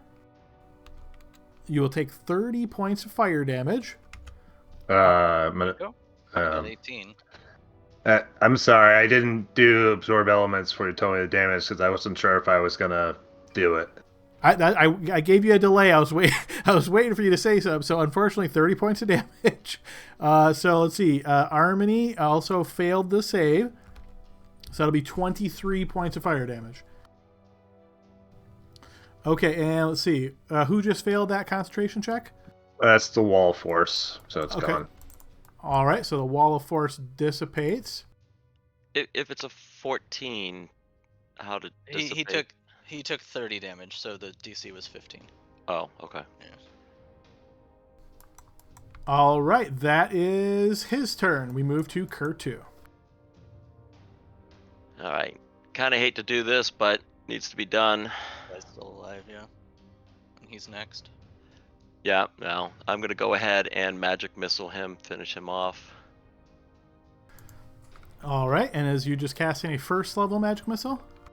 Yeah, pretty much. Whoops, I didn't mean to GM that, but yeah, you know what I'm doing. So I do, yeah. And unfortunately, he doesn't have his reaction back, so you cannot cast shield to block that, and he is slain by your magic missiles. How unfortunate for him. yeah, it's I a feel shame. So bad. I feel bad for him too.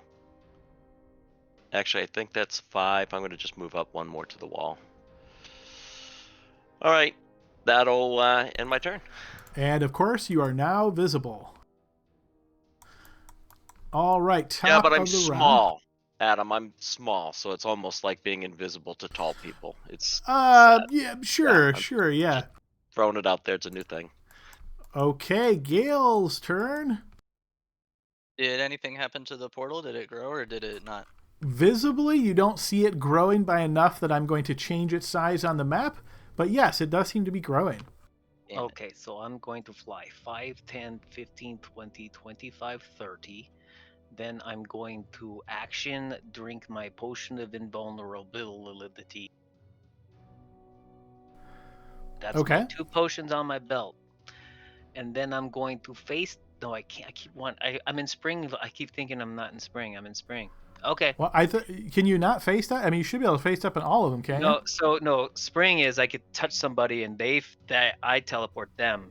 Oh, okay. Yeah, Gotcha. spring's a cool ability, but now I'm in the air. Does me no good. Okay, then that's bonus action. Can't do anything. I'm not gonna action surge to move to get closer yet.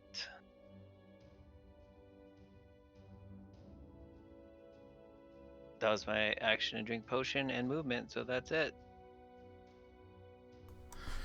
Okay, next up is another one of these mages.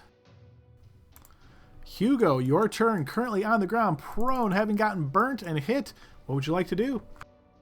All right, Hugo's gonna jump up, and he's going to second wind as a bonus Okay. action.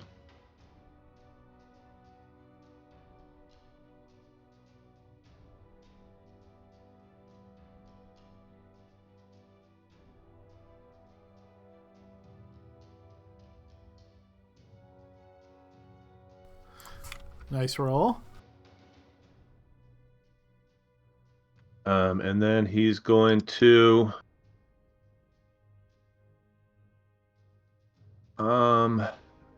we have to stop the ritual, so he's gonna move up. He can only go 15 feet though, but he'll move up.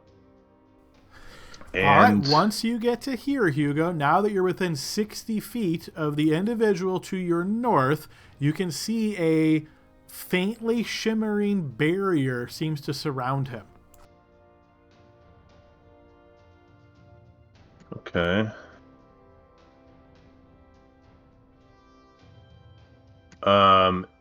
Would it be an action to make a knowledge check of what it is? To try to identify exactly what it is, yes. Okay.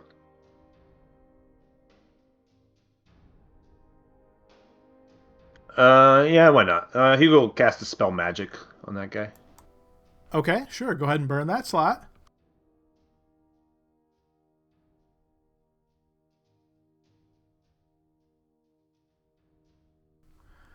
All right, so you notice as you attempt to dispel magic on this guy, once your spell gets within 10 feet of him, it is immediately canceled. Okay, I go. People with the swords and whatnot might want to take that one out. I can't touch them. That's the end of Hugo's turn. Okay, Spectre. Alright, well, I don't have a sword, but I got a bow, so I'm hoping that's good enough. So I'm going to go 5, 10, 15. I'm zoomed way out, so if I accidentally go too far, let me know. 'Cause I'm trying to see the whole map.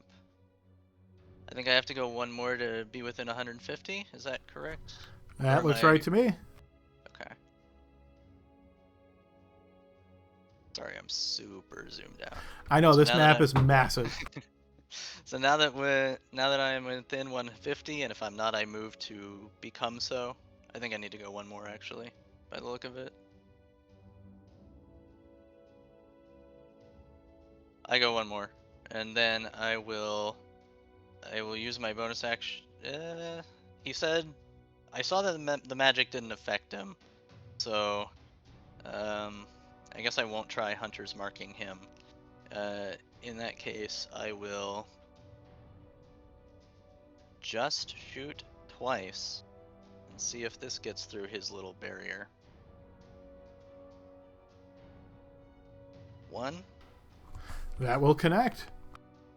Okay, so it does go through the barrier for 12. And He is wounded. I see a failed concentration save. Does the barrier go away? I don't know. You can't see it from 150 feet away. I have a lot of perception. But it doesn't matter anyway, because I don't have any damaging spells. You're still going to shoot him anyway. Yeah, So I'm still gonna shoot him. Second shot That will also hit. for another 13. He is wounded a second Nice. time as this arrow strikes him in the chest. And then I have 10 more feet of movement, I believe. Sounds right. Sounds good to me.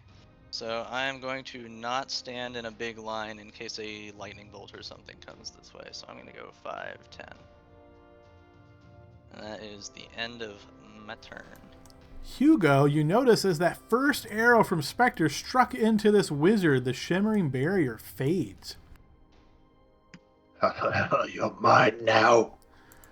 Gale, once again, your friendly neighborhood green worm speaker, is going to shoot 2 more shots towards you. I'll need 2 defense rolls. Okay, I'm going to pay attention here. Make them That- both. that Make them hurt. both. Ooh. You got a lot of AC. Okay, let's see. I haven't got my turn yet from the lot. Wait. Yeah. Did I get my reaction back in case I get... You got your turn. You drank potions. I don't remember you using a reaction Yeah. after that. No, you're right. You're right. Okay, good. Let me... I'm going to hero point this one. Okay, so you're spending a hero point as a reaction to boost your defense roll. Okay. You will manage to evade the first shot. Oh, no Because of the whammies. hero point. No Yeah. whammies. Hold up. I got inspiration too. The second one will indeed hit you. Oh! You will take 12 force and 13 poison damage. Halved because of his potion. Potion of invulnerability? Yes, I think that says all damage, right? Not type specific. Yeah. So, yep, so 6 and 7, 13 total.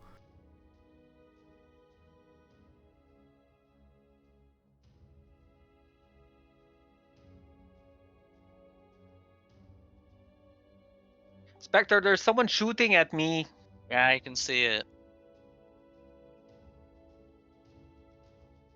What's Kurtu doing, Spectre? He Just killed kidding. the guy by us. Okay, He's- good. He's getting here. Okay, from the east now, Gale, you notice as at 100 feet in the air, Severin pops around this corner, and once he does, he points, and this orb of fire shoots right towards you. I'll need another defense roll. Of course. That's fine. Nice. Go ahead and Nice. roll ranged fumble. It's really what this is. This is the second time this guy is fucked up. How does he become in charge again? He doesn't have a quiver, so unfortunately no effect there, but he definitely does miss you. All right, that guy's turn, and we move to Harmony.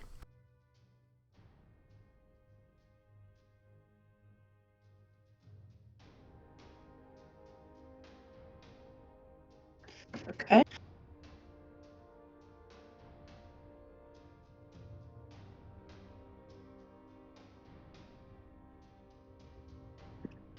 Harmony is going to move. My health bar is not reflecting my hit points. To there. Did I get that right? And shoot a magic missile from the wand at this little stinker. Okay, yeah, so go ahead and post your magic missile.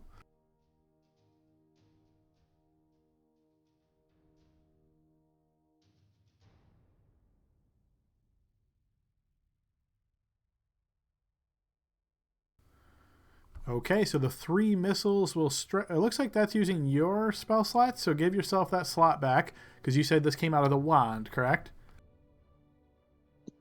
That's right. I don't know how you cast it without doing it on the spell sheet. I would totally explain that to you, but because it's the last session of the campaign, we're not going to worry about that. Just give yourself that slot back. The 3 Sounds good. missiles do indeed strike him. He will suffer 6 points of force damage. All right. And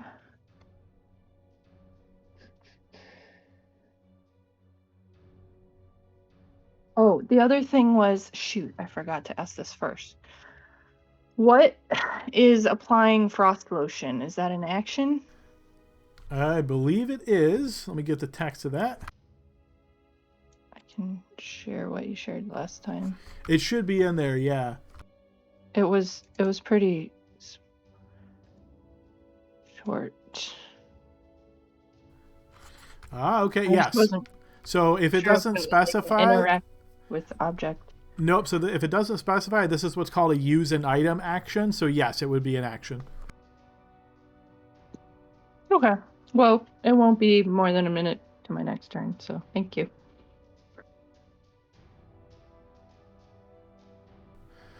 Okay, after your turn, Harmony, before that wizard's turn, you're going to notice Severin is going to point at you this time, Harmony, firing off another one of these fiery orbs at you.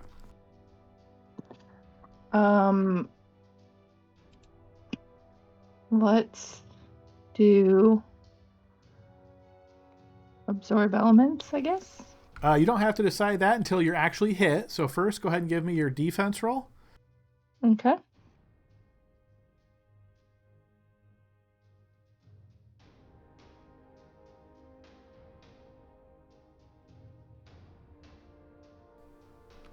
You are able to evade the fiery orb, so no absorb elements needed.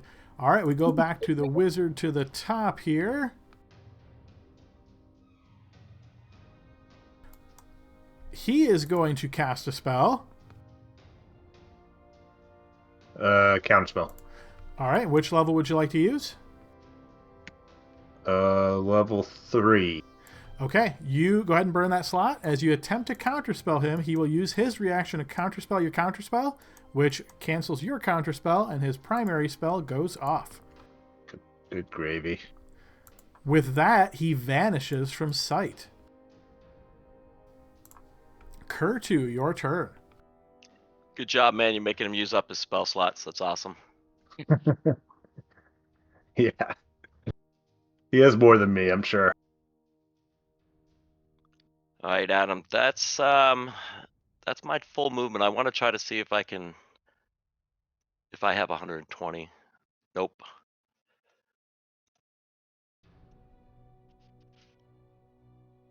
All right, what I'm going to do is I'm going to go ahead and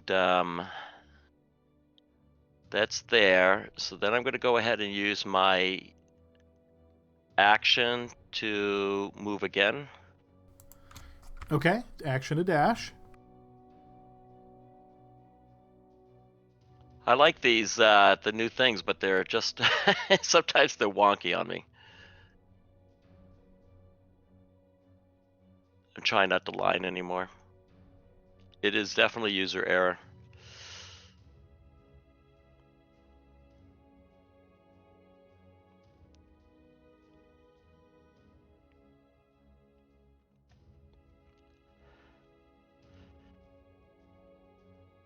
All right. I think I've got.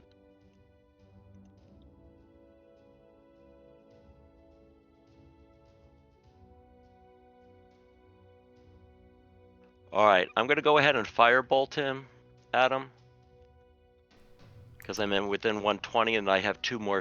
I'm going to use a sorcery point. Okay, so you're going to quicken spell to cast this as a bonus action. Okay, your firebolt hits the red dragon speaker, and you notice it has no effect. So that's this guy here. Is he resistant or is he immune? He is immune. Okay, all right. Just makes me feel good. All right. So then I'm going to go ahead and move my other 2.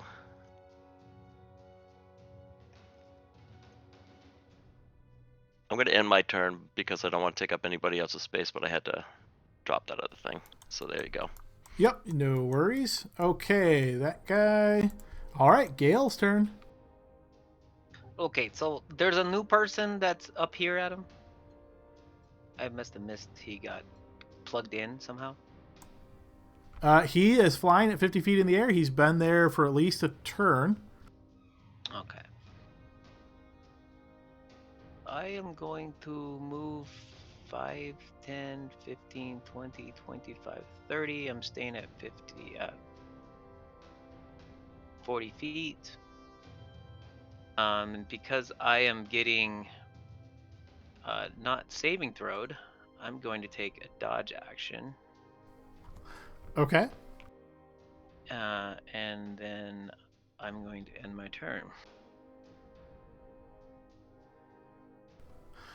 Okay, after you end your turn, before the mage's turn, Severin is going to throw another fiery orb at you, Gale. Defense roll at advantage. Okay, so here we go. Let's see. I This- will inspiration that. All right, burn your inspiration and reroll.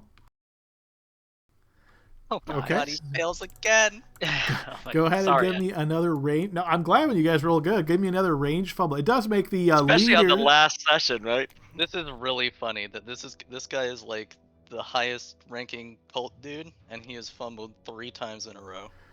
All essentially. right, so yeah, so he will move to the end of the initiative, starting at the next round. Okay, got it.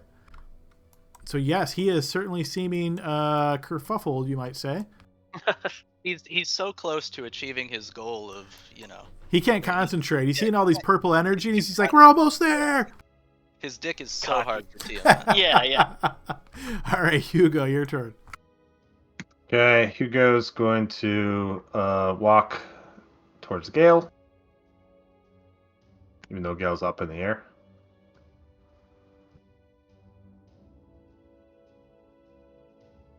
$30 that way. And I guess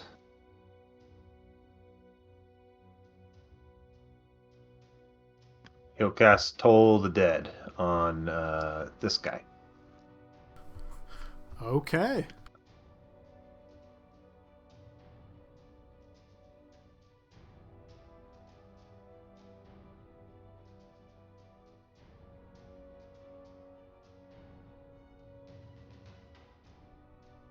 Sorry, my computer's actually lagging.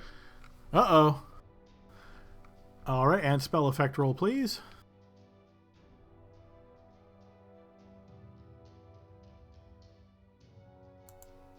All right, you notice this would fully affect him, but he is going to use a legendary resistance to take half damage, since you deal half damage even on a successful save. Okay. And I don't really have a bonus action, so that's the end of my turn. All right, Spectre. Alright, if I'm measuring this correctly, I am exactly 150 feet away from this guy, who is still maintaining the ritual, yes? Yep, and flying look at it. 50 feet in the air. Am I close enough to not have disadvantage, even though he's in the air, or do I have Yep. to move? Nope, you're good. Okay, I'll steady aim and shoot him, trying to knock his ass out of the sky.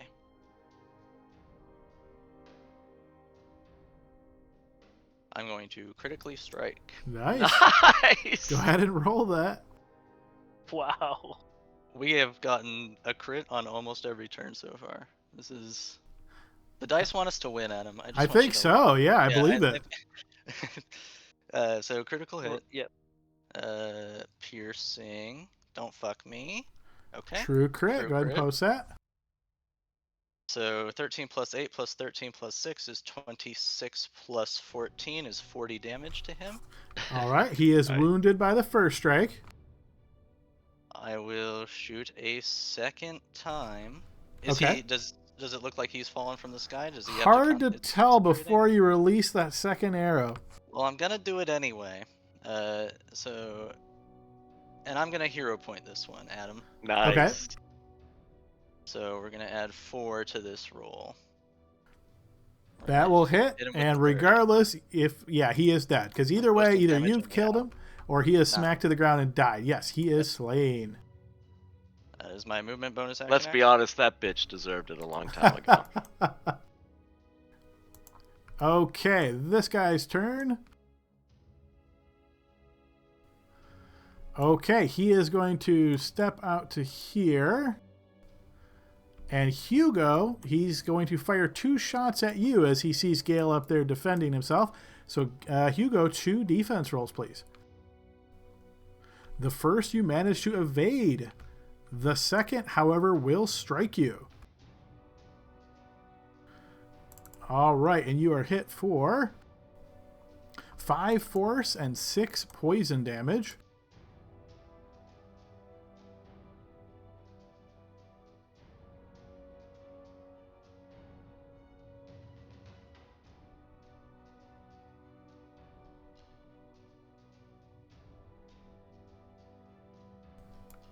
Okay, so Severin's turn. This crit fumble doesn't take effect until the start of the next turn.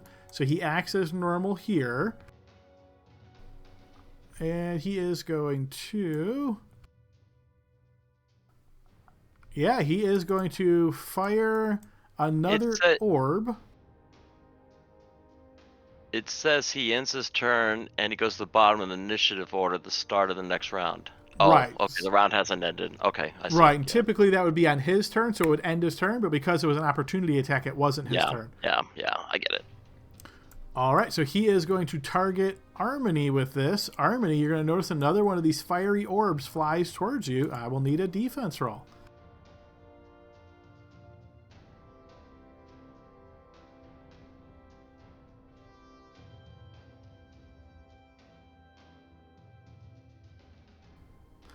Okay, this fiery orb will indeed connect against you. He's waiting for your absorb elements call. And hit you for... Whoop, that posted GM. One moment. Absorb elements. All right, so you burn your reaction to cast Absorb Elements. Go ahead and cast that.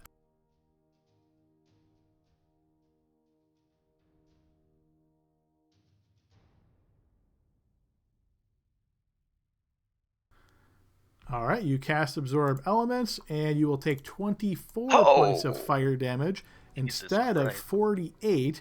However, you will also be set aflame. You are currently burning.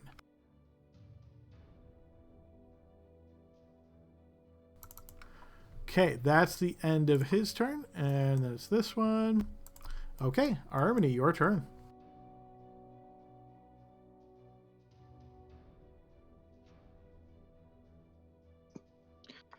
So, what are my options for putting out the flames? So first, have you applied the 24 points of fire damage to yourself? No, I was doing that right now. All right. So you are currently on fire. Let's see. So you can use an action if you wish to extinguish it, or anybody within reach of you can also use an action to extinguish the flames. I guess I will extinguish the flames. I assume I would continue to take damage if I did not. You're quite confident you would, yes. All right, so you use your action to extinguish the flames, and you're no longer burning. Okay, and I'm going to summon my unicorn. Okay, so that's a bonus action, I believe, right? Yes.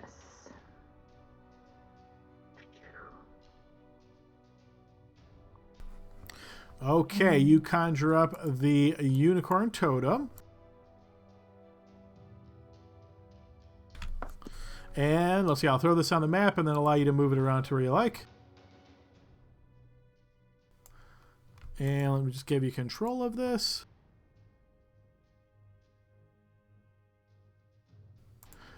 All right, you now have control of it, and this is a 30-foot radius. We'll go ahead and throw that on just so everybody knows where that's at.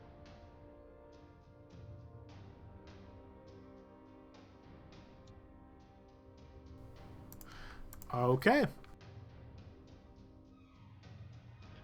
That looks good.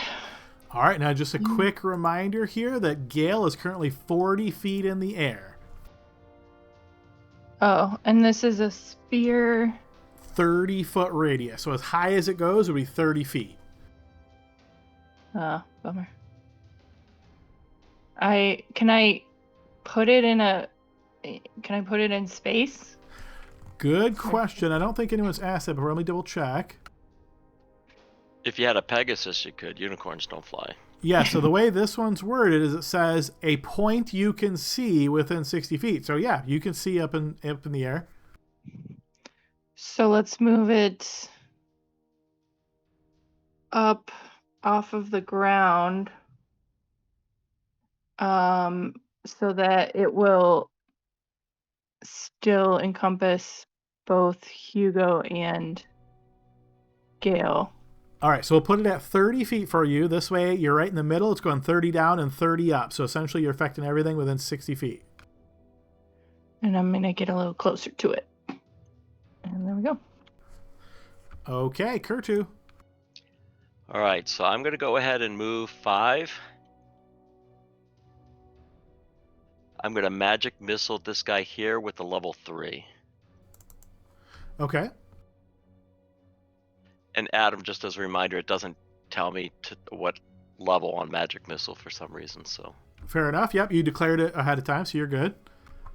All right, so you'll give yourself a slot 1 back, take away a 3, and we're going to deduct 4 times 5 missiles, 20 points of force damage. Let's see if he has anything he wants to do in reaction to that. He does not. He will take the 20 points of force damage. And being the brave young, Dragoran that I am. Whoop. Okay, there we go. Okay, at the top of the round, this is now round 5. The circle on the ground continues to grow even larger.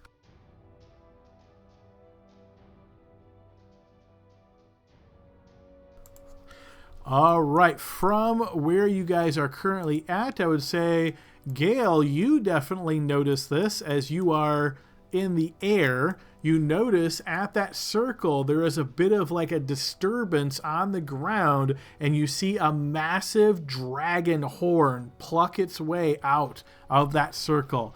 The horn itself is probably 6 feet long. Okay, also, we take the fumble into effect, so Severin moves to the end of the initiative order.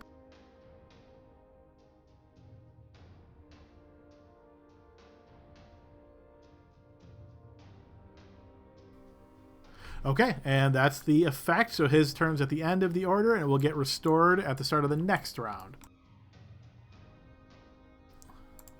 All right, Gale, your turn. The dragon's coming from the hole. We have to kill these wizards. Okay, so the ones who are attached, they're so far away.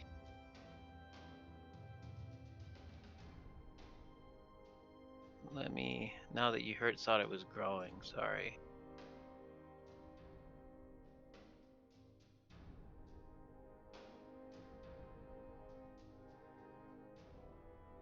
Okay, that one looks closer. Okay, so I'm going to scoot-daddle this way, 5, 10, 15, 20, 25, 30. Then I will action dash 5, 10, 15, 20, 25, 30. This person is on the... Oh, he's flying. He's at 50, I see. Correct, yep. Okay.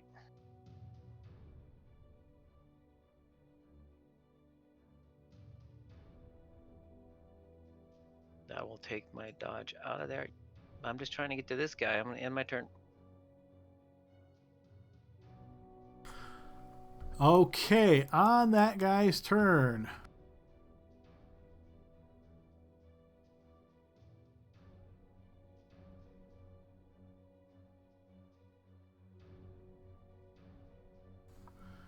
He is going to stop concentrating on the ritual.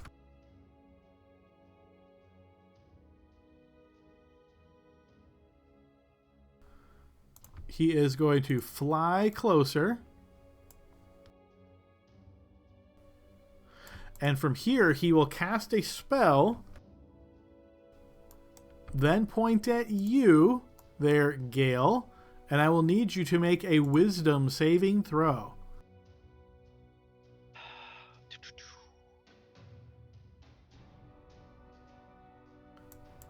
You burn your reaction to add this to your save. I'm going to Indomitable that one if I can. So I need just like a reroll. Go ahead and post Indomitable.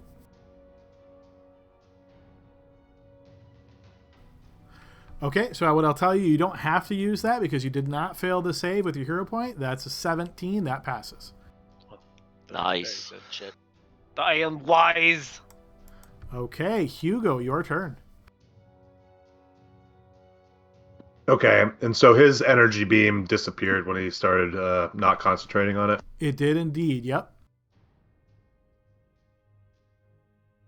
Okay.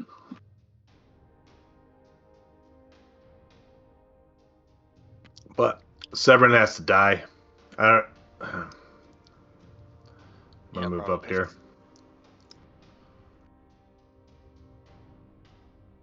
And yeah, let's do another fireball. Okay. We saw that he was immune Oh, to fire. oh yeah, right. I'm sorry.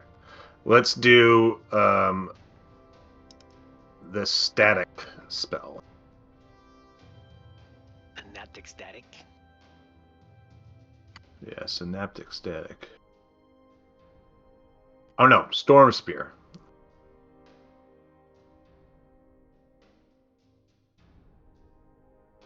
So I'll cast this. Okay, and you want this radius to be encompassing Severin? Yeah, Severin and I forget his name. What is it? Melithir or something? Narenvane, but remember, Severin Narenvane. is 100 feet up in the air. Severin's more important. Then yeah, on Severin. Okay, so when it first appears, so go ahead and give me a spell effect roll.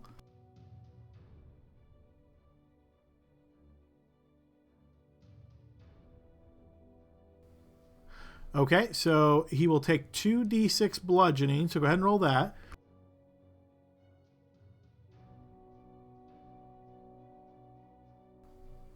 Okay.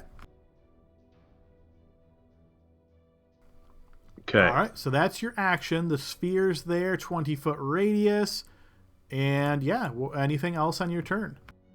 Yeah. My bonus action. I'm gonna make the lightning leap to him. Okay, so reaction then, or I'm sorry, not reaction, spell effect, or just an attack roll, right? Because it's, I think it said make a ranged attack. Ranged spell attack, advantage on the attack roll if the target is in the sphere.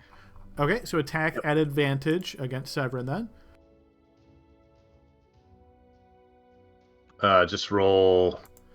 So this would be just like your typical spell attack. So 1d20 plus proficiency plus the stat and int for you. So if you want to just roll a 20, we can add in your mods. Or two 20s actually, because you're attacking at advantage. All right, so yes, that will hit.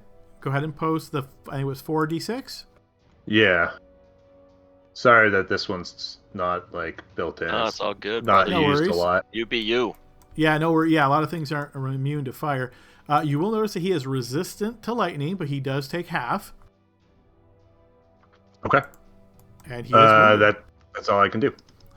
Okay, go ahead and end your turn then. At the end of your turn, but before Spectre's turn, you'll notice Severin disappears in a fiery explosion. What a pussy. He knew I was coming for him. Spectre, your turn. Yeah. Okay. So we have got to stop these motherfuckers. So I am actually going to ignore Narenvane, and I am going to start moving. 5, 10, 15, 20, 25, 30, 35, 40.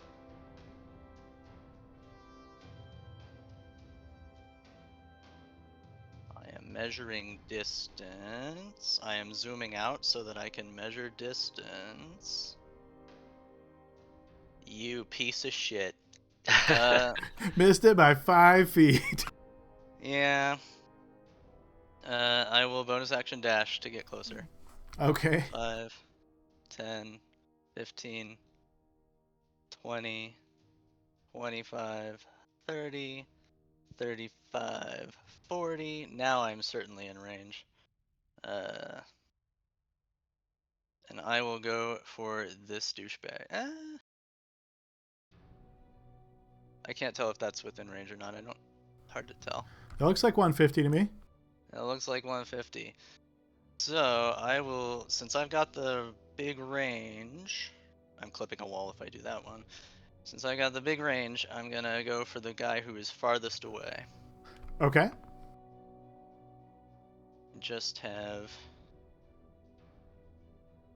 no advantage on any of these shots. Unless they can't, what's their vision range? Oh, because it's dim light that they can see me. Yes. 1 and 2. Okay, you notice you fire the first one and he waves his hand. This barrier appears, but he is still struck. Go ahead and post damage. 12.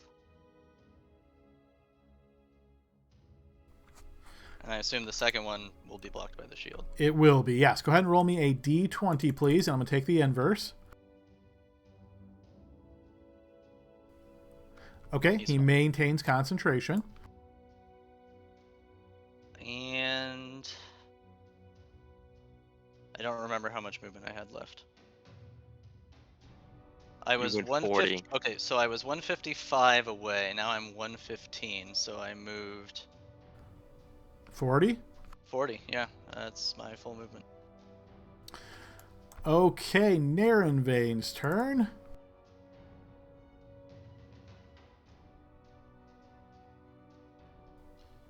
Okay, Narenvain, noticing that Armony is quite weak and hasn't gotten a healing recently, he is going to try to take her off the field.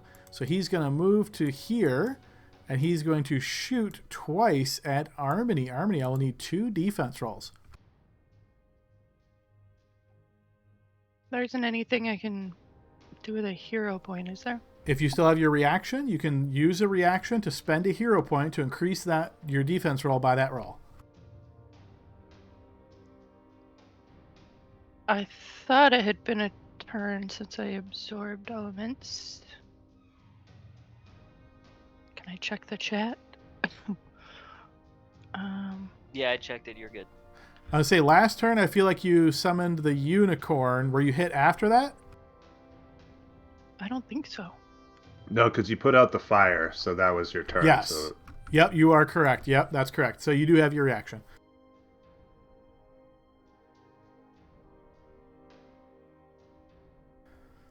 All right, so we will add 7 to your first defense roll.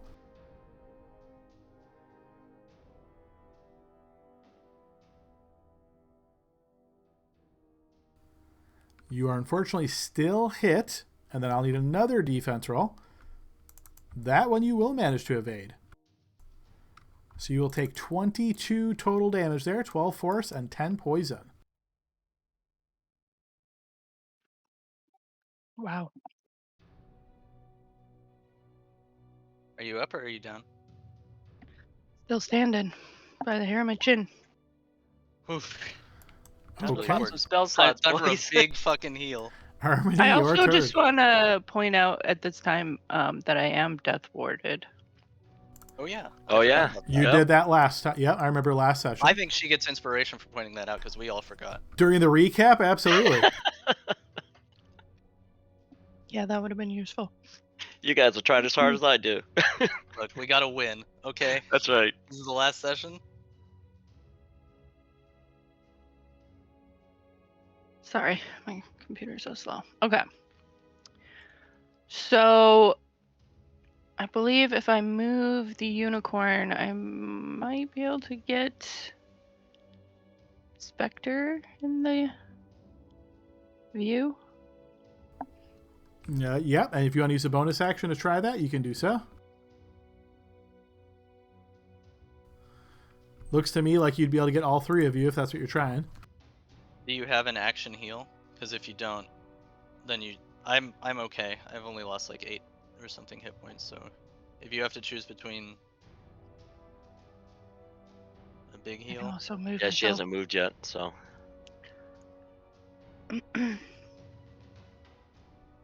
Well, I'm still gonna cast mass healing word. I think that's it's a bonus, action. action. Right. Right, that's good. But 'cause it's an moving, action. moving the It's an unicorn action to spirit move is the unicorn. also... No, that's a bonus action.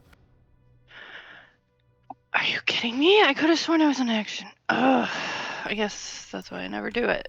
But the 12th level cleric druid would know that and would not move the unicorn. Well, I guess it depends on what it is that you're trying to do. Yeah, I mean, I have no problem if you want to take that part back. I could have sworn it was an action. Whatever's going to heal you. And if Yeah, you like a can heal cure you and wounds? Hugo, I think that's what you got to do. I'm fine for this round. Okay. Well, I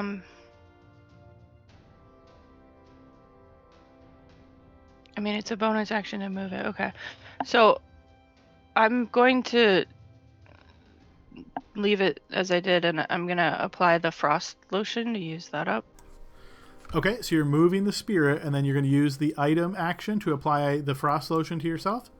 Yes. No, she said she was keeping the spirit where it was, using the action to frost lotion, and then I assume she's bonus action mass healing word.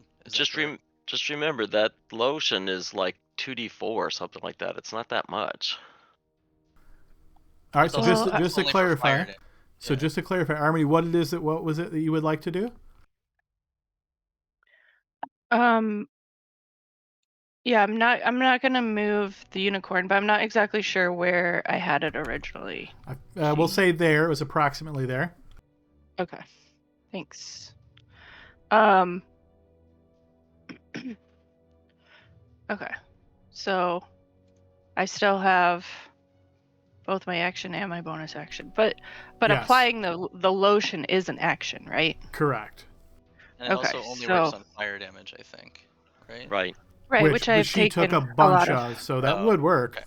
Yeah. That's why I wanted to get rid of it. But I'll just mass healing word me and Hugo. Well, you can get Yeah, Spectre in it you can- as well. yeah, Mass you Healing can Word is still like a hit- big it just won't range. it won't be the unicorn bonus. I won't get that, but you can hit me with the spell. Yep. 60 feet. Okay. Maybe not Gale, but maybe. I don't know if Oh, he's too far away. Well, but she only moved Assuming once. she She still moves. has more movement. That's true. You only moved 5.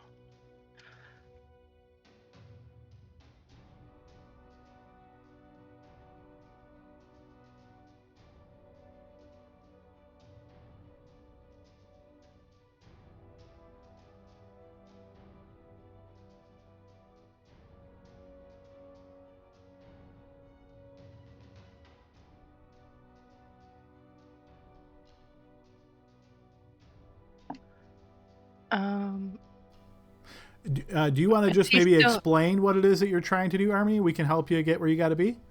I meant to move closer to Gale, not Spectre. Okay, so If you're trying you to get move within there- 60 feet, right? So we'll just kind of fast track this a little bit. So if we put you there, you're within 60 of Gale, 60 of Spectre, and of course right next to Hugo. Does that work for you? Perfect. All right, go ahead and post your mass healing word.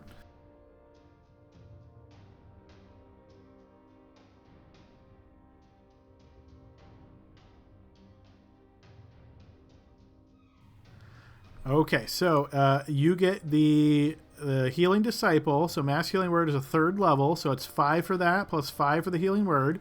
So that's 10 for the 4 of you. Then the unicorn bonus is, remind me, what do they get if they're inside the aura?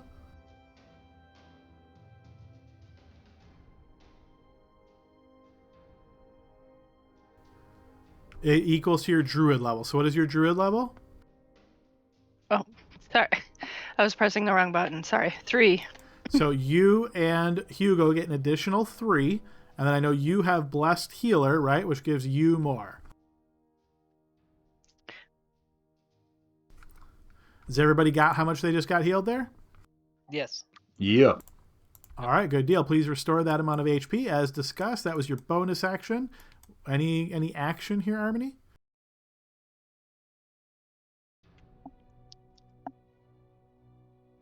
I guess I could apply the frost lotion, right? You sure could, yeah. So you use interact with object, grab the frost lotion, and apply it as an action, and go ahead and do 2d4 plus 2, and restore that to yourself as well.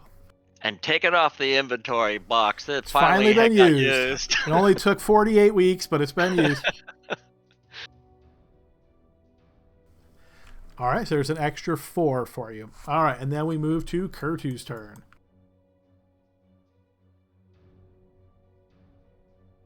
All right, Adam, that's 25. Okay.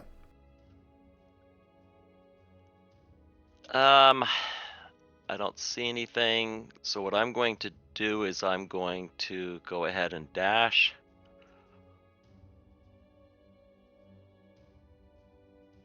to there, and I'm going to use my free Misty Step, which I don't always use, but I'm going to. Free? You mean bonus action, right? Yeah, I just mean it. It's from my the Misty Step feat I have there. Fey touched, yeah. Fey touched, yeah.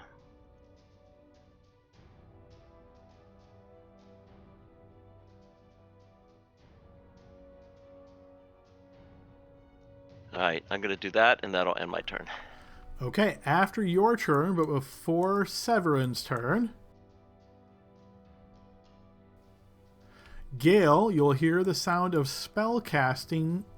You're 40 feet in the air. You'll hear the faint sound of spell casting. I don't know what it sounds like anyway. A lot of mumbo jumbo. Okay, and unfortunately, the only two people that are clumped together for this AoE are Hugo and Harmony, so I'll need the both of you to give me dexterity saving throws, as that's where it's going to be targeted. Fireball? Yep. Harmony will succeed on her save.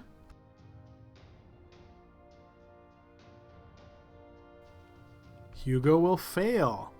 Okay, so Harmony, you will take 15 points of fire damage. I'm gonna absorb elements. Perfect timing, love it. All right, go ahead and click that so you burn it. No play on words there. Fire damage, burn it, right? All right, so you use that. You're going to take half of this. So you will take 10 points of fire damage. Okay, now on Severin's turn.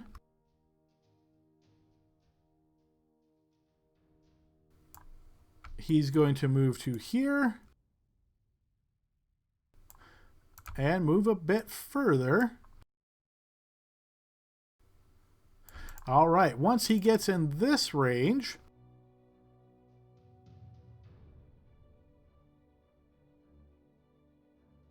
Just a heads up, he's in the storm sphere. so he obviously is going to avoid that, so he will descend 20-foot radius, so I'm going to knock him down to, we'll say instead of 99 feet, I think I put him at, we'll put him at 79. So essentially he's floating just below that. From there, he is going to point at you, Spectre, and I'll need a defense roll. And how far up is he? 79 feet. All right, yes, you'll notice this flaming sphere flies towards you, but you're able to dodge it without much issue. All right, it is round 6, but we are more than halfway through our session. So, folks, let's take our 15-minute break here, and then we will come back for the epic conclusion of our campaign. See you back in 15 minutes, folks.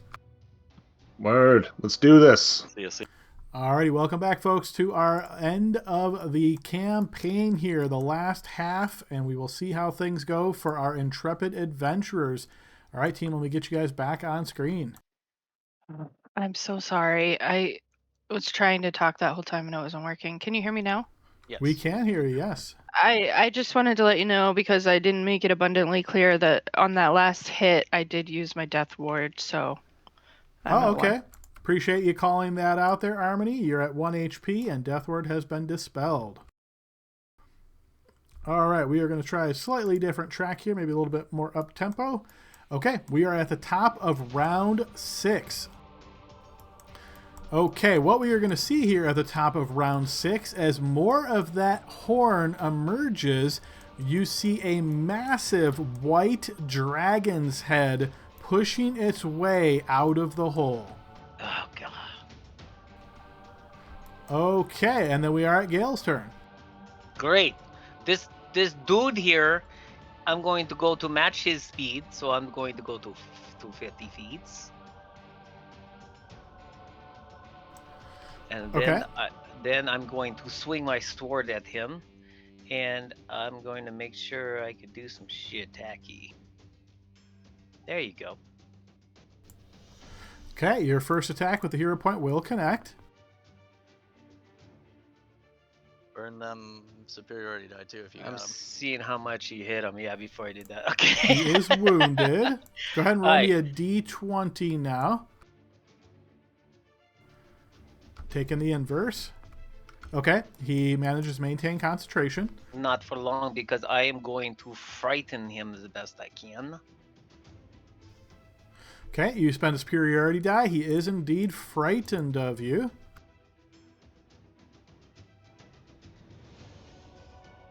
Okay, good. Now I am going to attack him. Okay,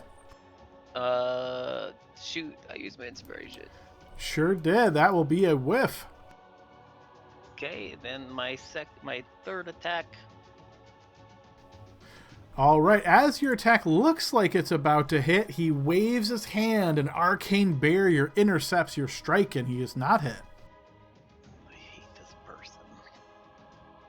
All right, and then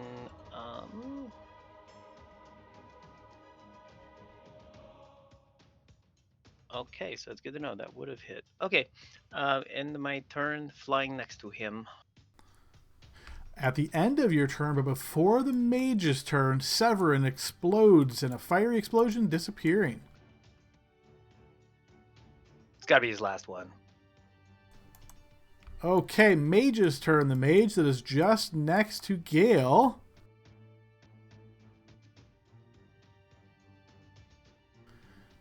What fun stuff can he do? Flee because he's frightened. He's afraid he's going to run. He's not that afraid.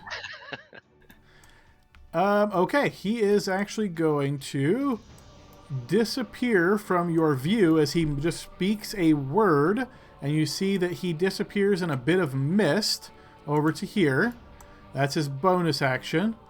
And then as an action, he will fire a firebolt towards you, Gale. Defense roll, please.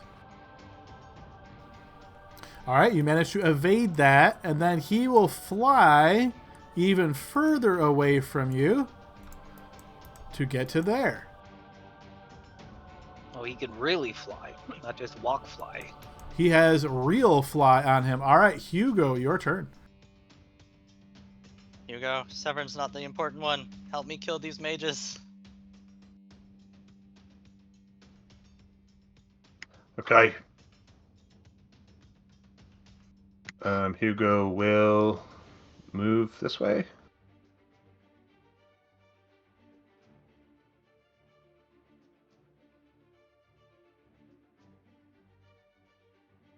And I'm sorry, we can still see the colors, the like aura coming from each section. You can, yes. What's the color coming from this one again? Down towards this way. That one is green. Hey, wait, just not sorry to interrupt, but all sections or just the ones where the purple lines are? Each of the sections of the temple are colored a different shade. So if I take my cursor from the middle, this is a section, this is a section, this is a section, this is a section, and this is a section. Each one of those sections is colored a different color to match the chromatic dragons. Oh, I thought it was like from the light from the portal that was lighting it up. Okay. Nope, no, the portal simply has runes that are floating off of it, and now a big, great, giant white dragon head. I see that. Okay, sorry, Hugo. Go on. Yeah, and is there a white section? Yes, there is a white section. That would be the one to your northeast.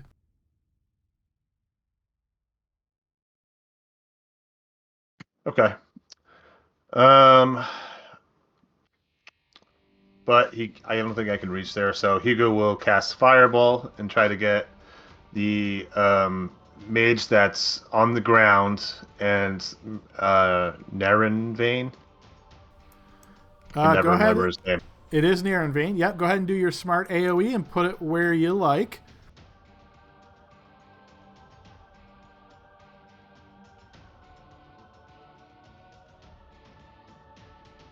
It's at 4th level. Okay. Oh, something just happened.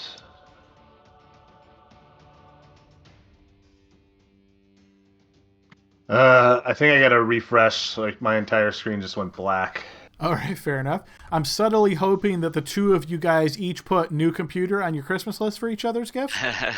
My computer is usually great. I have to tell my boss. Yeah, tell him you need that like extra processing power for like spreadsheets and stuff. Yeah. Sorry, I'm going to do that again.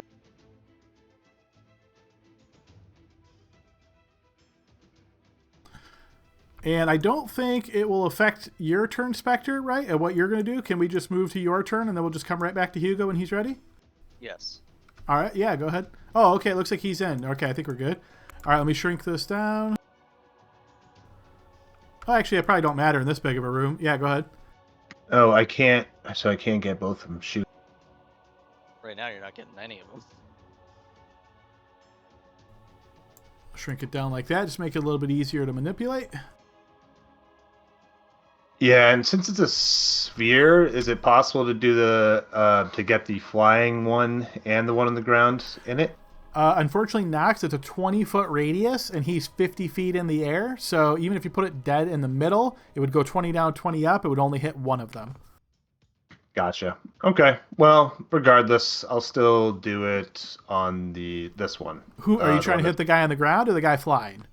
I guess the guy flying because it'll be harder to hit. And he might Otherwise, fall.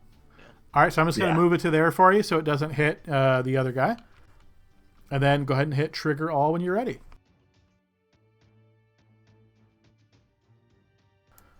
Nice. All right, he will be burned badly by that. And then go ahead and throw me a d20 and we will take the inverse.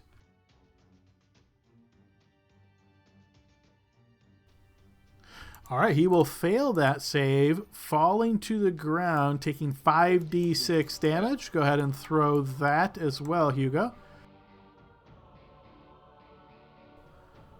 All right, and that will be enough damage to kill him as he smashes into the ground. Nice. got him. And yeah, I don't really have a bonus action this turn. So that's it. All Are right, you gonna Spectre. move or are you gonna stay there? I'm gonna stay. I used my 30 feet to get here, so. Oh, I okay. can't- I am exactly 150 feet away from this guy. I am steady aiming. I am throwing a hero point on it. I am trying to knock him out of the... This is the flying one, right? The one in the back? The one in the back is, yep. I'm gonna try to knock him out of the sky as well. So we're going to throw the hero point first, if I can fucking find it. 45 sessions in. There's that. Nice. Steady aim. A longbow shot. That's a That will hit with a 30. 29. 29, yeah. So 25. 23, right? And is there two somewhere else? Oh, never mind. I can't. I'm sorry, I can't do math. 23. No worries at all. Okay, 23 points of damage.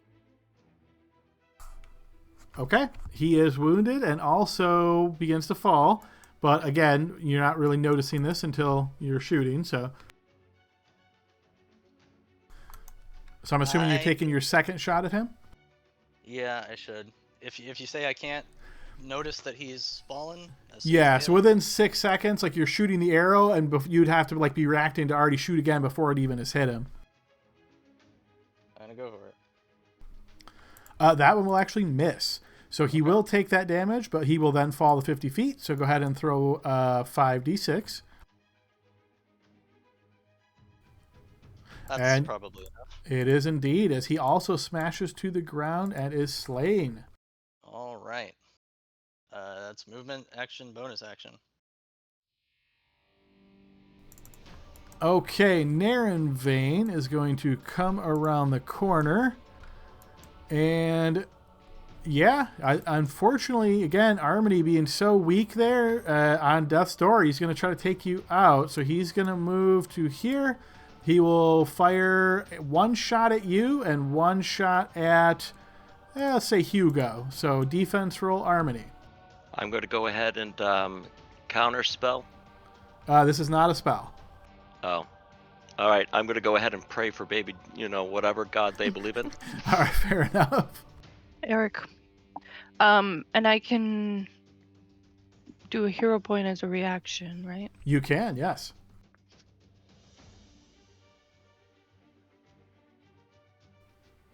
Nice. All right, we will add 8 to your defense roll.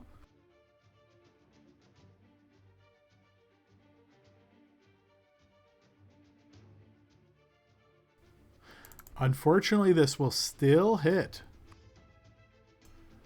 That is going to deal 13 points of damage total. So Harmony will be dropped to the ground by that shot.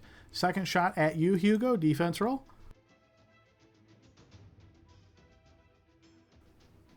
You will manage to evade that shot, and then he is going to duck around the corner.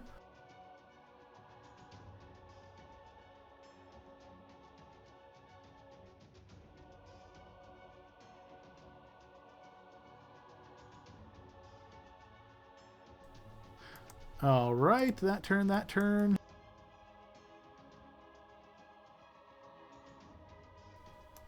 Okay, Severin's turn. Okay, you will see a trail of fire that comes from the southeast corner back up towards the center. As Severin manifests here, you notice there is this sort of outline around his head as suddenly the dragon mask is appearing on his head. As it does so, you see 2 additional lines of energy, one from him and one from the mask, hit the center area, turbocharging it. Uh-oh. This guy is slain. Harmony, GM death save, please. Do hero points do anything for that? I don't know if anybody's ever asked that before. Let me see if that's in our rules.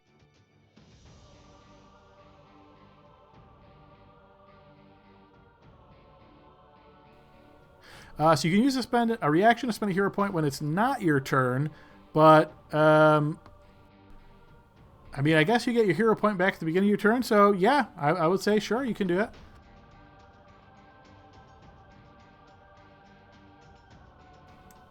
Okay, so we'll add that to your death save and then go ahead and roll that. Okay, and we won't declare that to the players.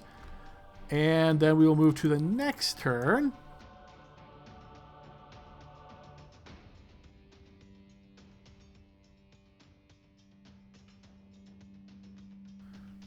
Okay, the next turn is...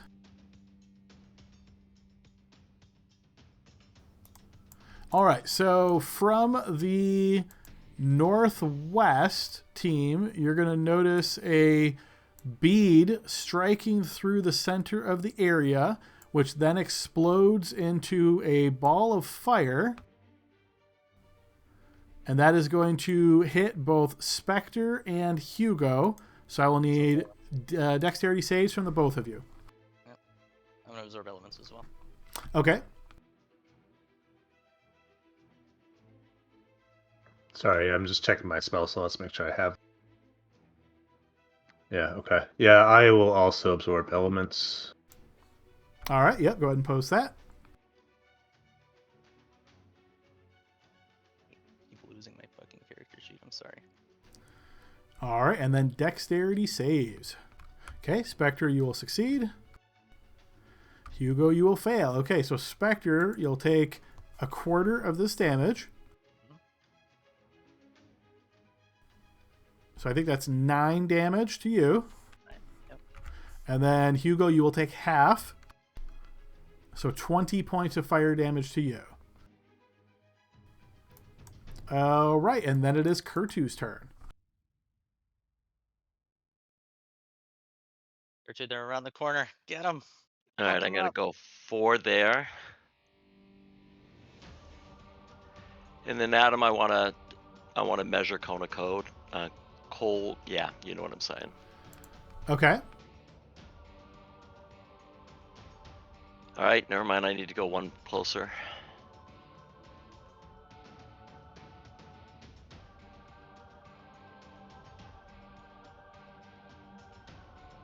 Just want to check that again. All right, I'm gonna cone of cold that thing. So you're trying to hit just the one guy on the ground, correct? No, I'm trying to hit both of these guys. So the other guy... Oh, wait a minute. Oh, I see what you're saying. Okay. So I'm gonna try to hit that'll work. him. Yeah. Sure, that'll work. All right, so as you begin casting this spell... I'm gonna hold on. I'm doing it with a silent spell. no such thing, but I will let you use subtle spell if you like. Sure, I'll use that one instead. All right, fair enough. Go ahead and spend that sorcery point and make your spell effect roll and roll your damage. I think that's 3, right? 3 what? Sorcery points? Sorcery points. Yeah. I thought subtle was only 1. Let me double check. Let me take a look. It could be 1. Yep, 1 sorcery point to cast without any somatic or verbal components. All right. I don't think I have Cone of Cold. Well, you probably can't cast it if you don't have it. No, I have the spell. I'm looking for the I'm looking for it down below on my... It looks like it's in your attack list right now. If you want to just click it from your attacks, you should be good.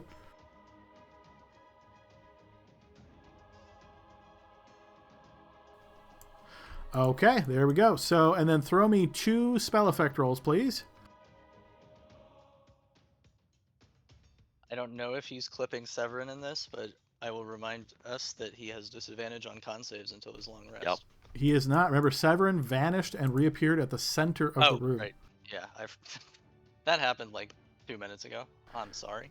No worries. Okay, so the first guy will obviously fail that save, as will the second. So we got 31 points of damage.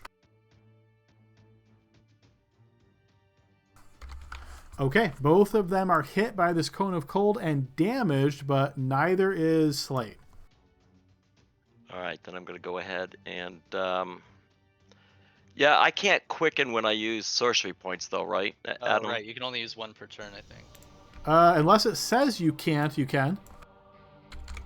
Like some of the meta magics will say, if you use this, you can't use any others. But I don't think Quicken says that. Silent, though. Okay. Yeah, I think you can. All right, well, then I'm going to go ahead and firebolt this guy down here. I'm sorry, which one was that? The mage? The one that's casting. Okay, got it.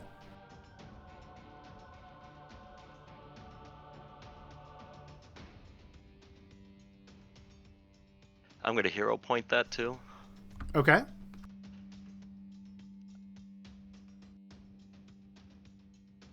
Yes. Nice.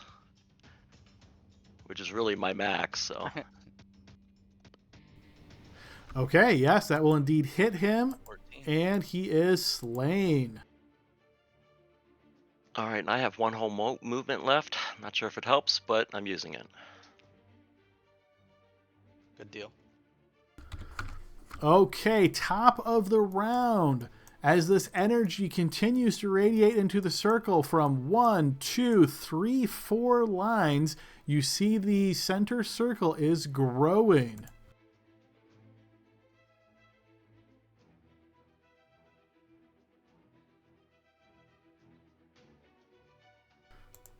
Okay, at the top of the round, with the white dragon head out of the circle, you notice the white head moving, trying to angle itself as best it can.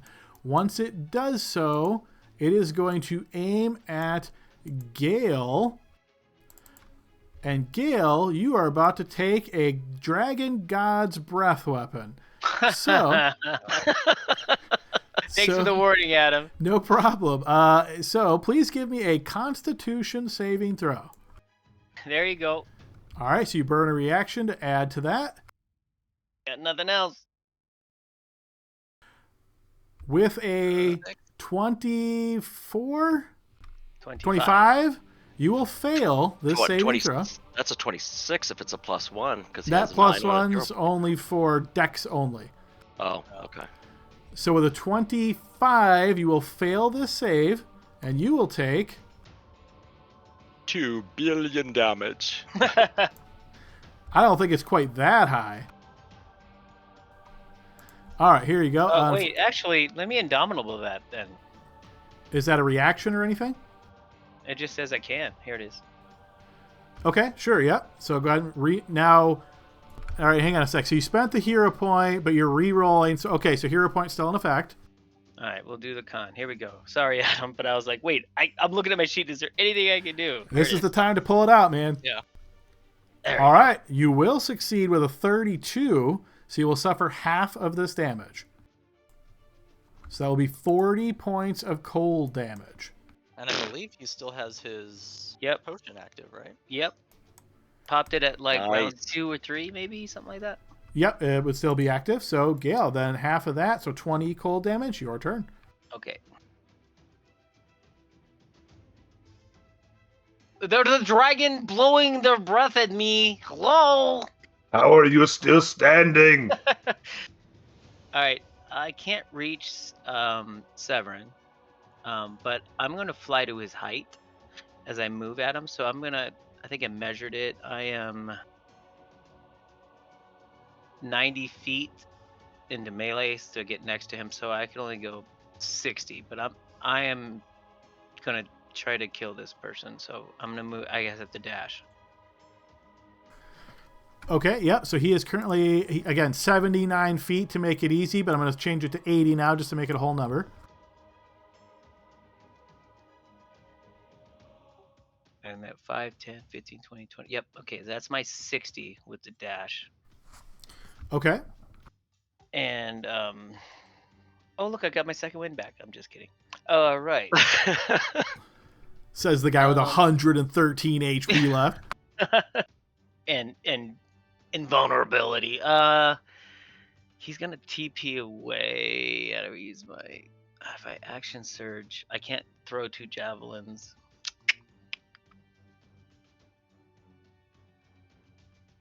But he's got to be concentrating. I don't know if it's worth it. No, it can't be worth it. Okay, and my turn. Okay, this flying mage that got away from Gale will restart the ritual.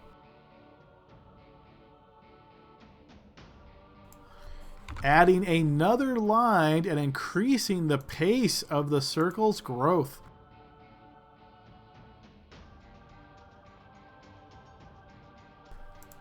Hugo.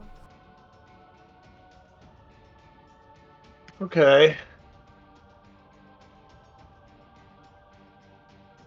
Well, there's 2 coming out of Severin. So Hugo will move. And how high up is Severin again? He is 80 feet in the air.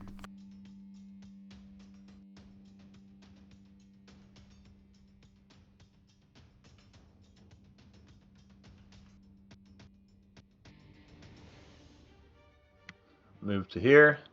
And then Toll the Dead. On Severin? Yep. Okay.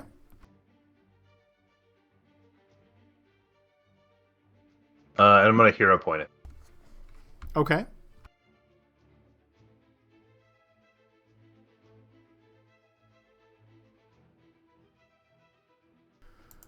So unless you have some special ability, Toll the Dead does have a range of 60 feet. Oh, shoot. So there's no... Oh, dang. Sorry, You I could thought go it was, after the I thought it was dragon's head. 120. I had to double check myself, I wasn't sure. I was like, was that 60 or 120? I can't remember. I was thinking it was 90, but yeah. Okay, well, in that case, I'll do Storm Sphere again. Okay, so recasting that spell. Yep, because I can't move it or anything like that from the other spot. So that other one goes away. All right, so now there's a storm sphere centered on him at the 80 feet in the air mark. Yes. All right, and then go ahead and throw me a spell effect roll. He will succeed on that save, so he won't take the bludgeoning damage. Okay. And then I'll use my bonus action to again make that the lightning attack. All right, so go ahead and do a ranged spell attack, or just roll a d20. We'll add your modifiers. Okay. So I am going to use my 1 hero point for this. Okay.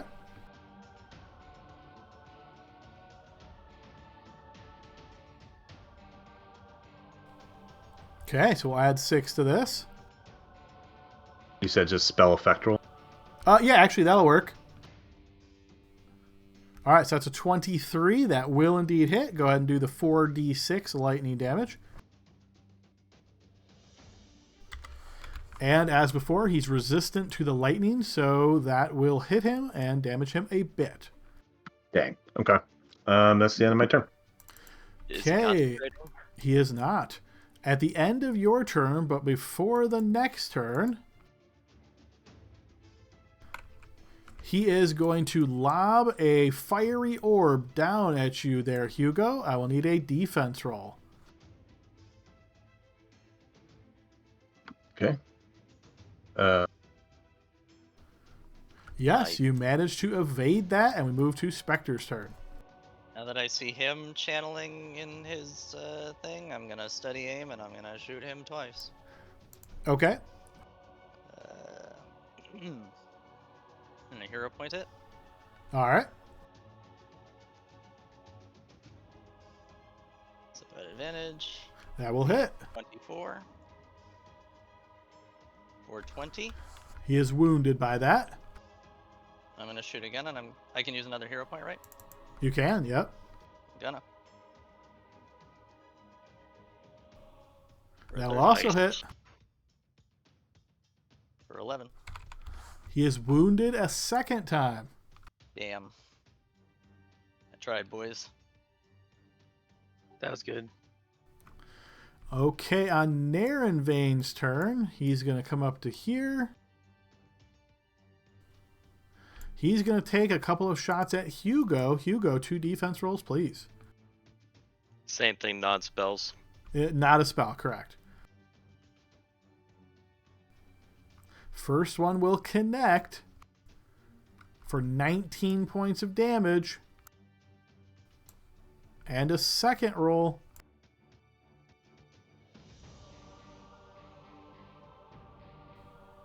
This one you will manage to evade.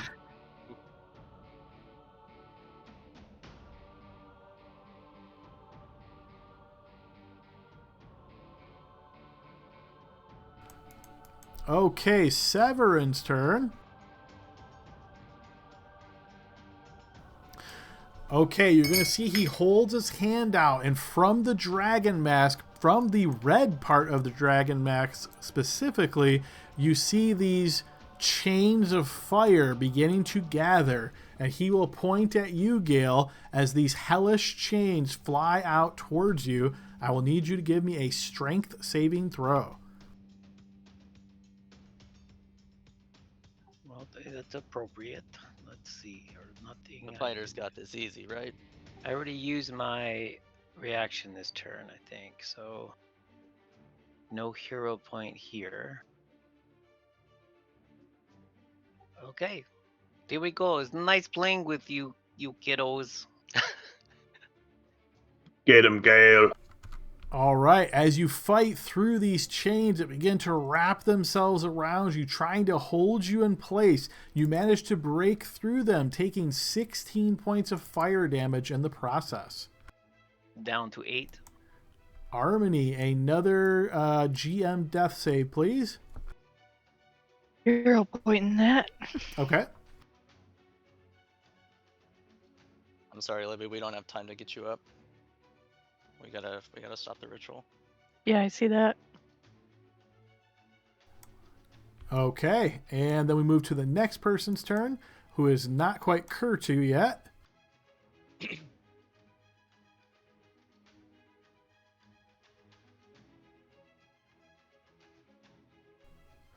Oh, this one could be dangerous. I think this is exactly what this guy would do. I don't know about that one. He wants to cast Healing Word on Severin because he's looking real rough.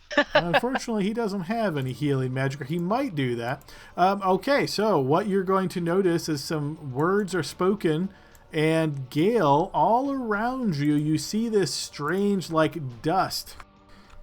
It sort of settles around you. It's got little sparkling motes of energy. It's all around you. And I will need you to give me a wisdom saving throw, please. Oh, you got this. Wisdom's your highest. Here we go. Oh my god, there's nothing I can do. Close my eyes. All Fail right. big. It settles around you, and you kind of shake your head like, what was that? What effect did that have? I wonder what it will be. Kurtu, your turn. Can we hear where the noise came from? No, not from that distance, but I'll do you one better because that is also a concentration spell, so you will now notice this person becomes visible. So you went out after I failed, and I didn't hear your description, Adam. Sorry. Oh, sorry about that. Can you guys hear me now? Yep. Yes, so the question was asked is, could you hear the words? No, because he was too far away. But because he now has a second concentration spell, the first one, the greater invisibility, fails. So you can now see him on the screen of where he was casting, which is west of Gale. But actually, I didn't hear after I failed my wisdom save. Oh, that description. Okay, so the dust fell all around you, and I said, this might have some kind of effect on you, but what will that be? We'll find out. Okay. Okay, Kurtu, your turn. All right, Adam, does somebody need to be able to, if I cast subtle spell, right, does somebody need to be within a certain range or anything? Or are they just, anyone can cast it? I mean, subtle spell, subtle spell is something you can use that makes it impossible to counter your spells. So if you use subtle spell and the target of the spell you're trying to hit is within range of the spell, you're all set. Yeah, I just wasn't sure if somebody can counter me. They cannot counter you if you use subtle spell. No, my apologies. Does counterspell have a range? I should have said. Counterspell has a 60-foot range. Okay, all right. So I'm going to go ahead and go down here. I'm going to go down there too. And I am going to go ahead and cast a level 5 magic missile on him. Okay.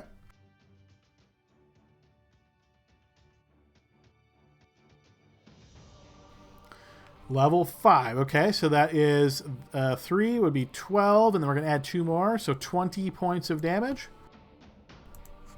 All right, as the fiery missiles fly into Severin, you notice he sort of falls backwards as though he is slain, but he still floats in the air. The purple line of energy coming from him dissipates, but the one coming from the mask does not.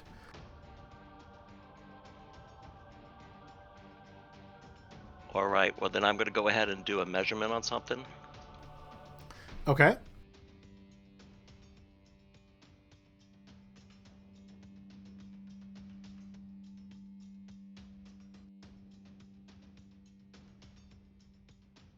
All right, I'm trying to remember how far Firebolt is. It's 120 feet, so I'm going to go ahead and Firebolt that guy up above. Okay, so you're going to quicken spell and cast Firebolt on the guy to the northeast. So many buttons.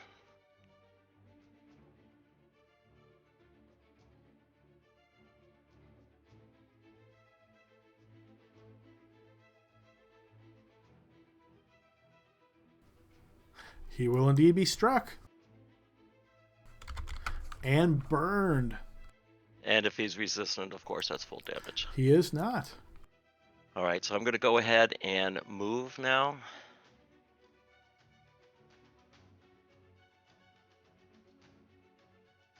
It doesn't matter. I'm just going to end my turn there. At the top of round 8, the second head emerges from the ground as there is now a green head broken out of the ground.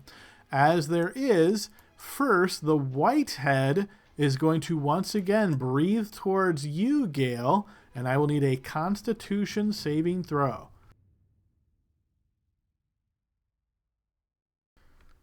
You will succeed with a 27 and thus suffer half of this damage. So 41 points of damage, halved again for your invulnerability. The green head will then turn and point to the south. This is gonna be bad. It is indeed, as it is going to be able to hit both Hugo and Spectre as it unleashes a massive swarm of poison in both of their directions. Both of you, I will need Great. Constitution saving. Okay, you will fail that. Actually, no. I'm gonna fail no matter what. So I'm gonna pull out of my inspiration. All right, and then Hugo, Constitution save from you.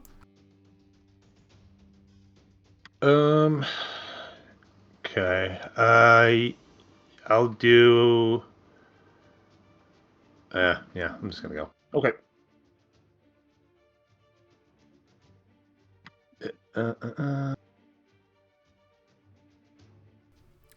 You will succeed with a 26. All right, so Spectre, you will suffer full damage.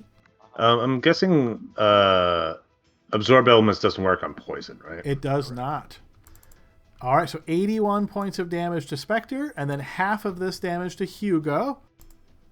So 36 points of damage to Hugo. Okay, Hugo is unconscious. Hugo drops to the ground. Okay, we move to Gale. Gale, there are 1, 2, 3, 4 lines of energy still going to the center. One from each of the mages, northwest, north, and northeast, or east. One coming from the mask on Severin's head. Your turn. What do you do? I'm going to move here and sheath my sword and rip the mask off of this fool's face. Gale, as you rip the mask off of the fool's face, you notice the aura on the ground starts to shake. In fact, this entire temple begins to shake. You see both of the dragon heads of Tiamat seemingly looking at you with very fierce determination as they are sunk back below, as the ritual has been interrupted. All 3 lines of energy suddenly zap as each of the mages are struck backwards by the rebounding effect of this magic. The temple is shaking all around your team, but essentially you have won this battle, save for Narenvain, as he wasn't concentrated. He would still be here, but give me an idea of what you guys are doing here as the temple is starting to crumble around you. I've hold the mask and get blown up in the air. 80 feet in the air. So you don't get struck by anything? It's the mages that the magic rebounds to. Do they die? They do, yep. I would fly to, I'd look concerned about my companions and see Hugo in my closest spot and try to stabilize Hugo and say, we got to get out of here, let's run! What about this jabroni? He would have been in the Tiamat's ice breath, wouldn't he? How big is her cone? Because Gale was like... Yes, he would have been. Yep, and so I'm going to assume he was slain by that because she doesn't care about not killing her followers. Cool. All right, Should so we loot the body? Hugo is unconscious. No, Gale, we're not so. looting any I'm bodies. kidding. All right, so my all right, my so I just effort want is to take fly care down of that. to- So yeah, so keep in mind, you flew to him. How much movement was that? That was 30, but yeah, if I'm still in combat order, then that would be my action to take the mask, because I interaction to seize my sword. I don't have any other bonus, anything to do, so my turn would end. But Do you you kind of have asked what our action surge idea. still? What's that? Have you used your action search yet? I have. Yeah, you're right. I have not. And even if I did, could I reach Hugo? Hey, Adam, can you No. describe the ceiling again? You said was there like a hole up in the sky or something? There is not. No. So remember this central thing, which is sort of identified by the this like kind of faded thing. This is the top spire, and this is the highest part of the entire temple. But the temple is indeed sealed. All that you have noticed, you can probably see to the very far north, there is a set of double doors, massive double doors, which you presume leads outside. Or if you really feel froggy, you can go back down through the passage under the mines and see if you can make it all the way out there.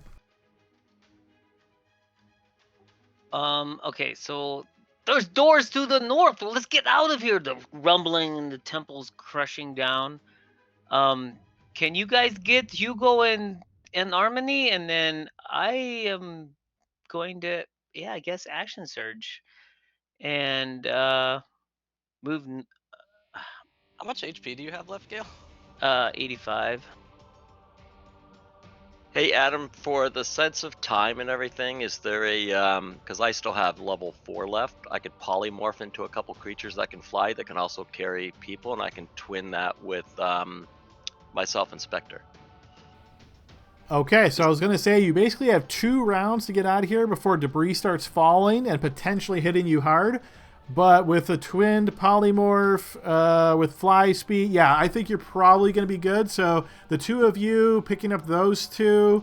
If no healing's done to Harmony, keep in mind, assuming she's still alive, she might die before then. Is anybody going to try to heal her before that? I don't think we have time. Yeah, we don't have time. We're gonna have to rely on the people outside. Hopefully they won the fight and can resurrect her later. All right, fair enough. So it sounds like the 2 of you get polymorphed into something large that can fly. You grab both Harmony Eagles and or something, I don't know. Yep. And then you also grab Hugo, and then Eagles Gale, you're individually flying out. Yes, so you I'm guys gonna just take off. Okay, so basically you're flying to the north. You're able to get those doors open with the polymorph. You're able to get so yeah. At this point, I think let's see how the death saves pan out. So Harmony and Hugo, go ahead and set yourselves back to public because it's not going to change anything at this point. And Harmony, go ahead and declare how many failures and successes you have so far, and then let's roll them out and see what happens. 1 success, 1 failure. Come on, Harmony, you can do it. Gonna hero point all these. Okay. Okay, so I'll add 3 to this first one. So that's a failure. So we're at 2 fails, 1 success. We'll add 5 to this one. Okay, 2 and 2. Here's the deciding one. Come on, Harmony, you can do it. Hero points again. Oh, this should be a gimme, but all right. So you have indeed survived. And then Hugo, same for you. I don't think you've rolled. Have you rolled 1 so far? Nope, it hasn't come to my turn yet. But yeah, I'm gonna do the same thing and hero point all these. All right, let's see how it goes. I'm never gonna die. Come on, guys. Oh no. Encouraging, but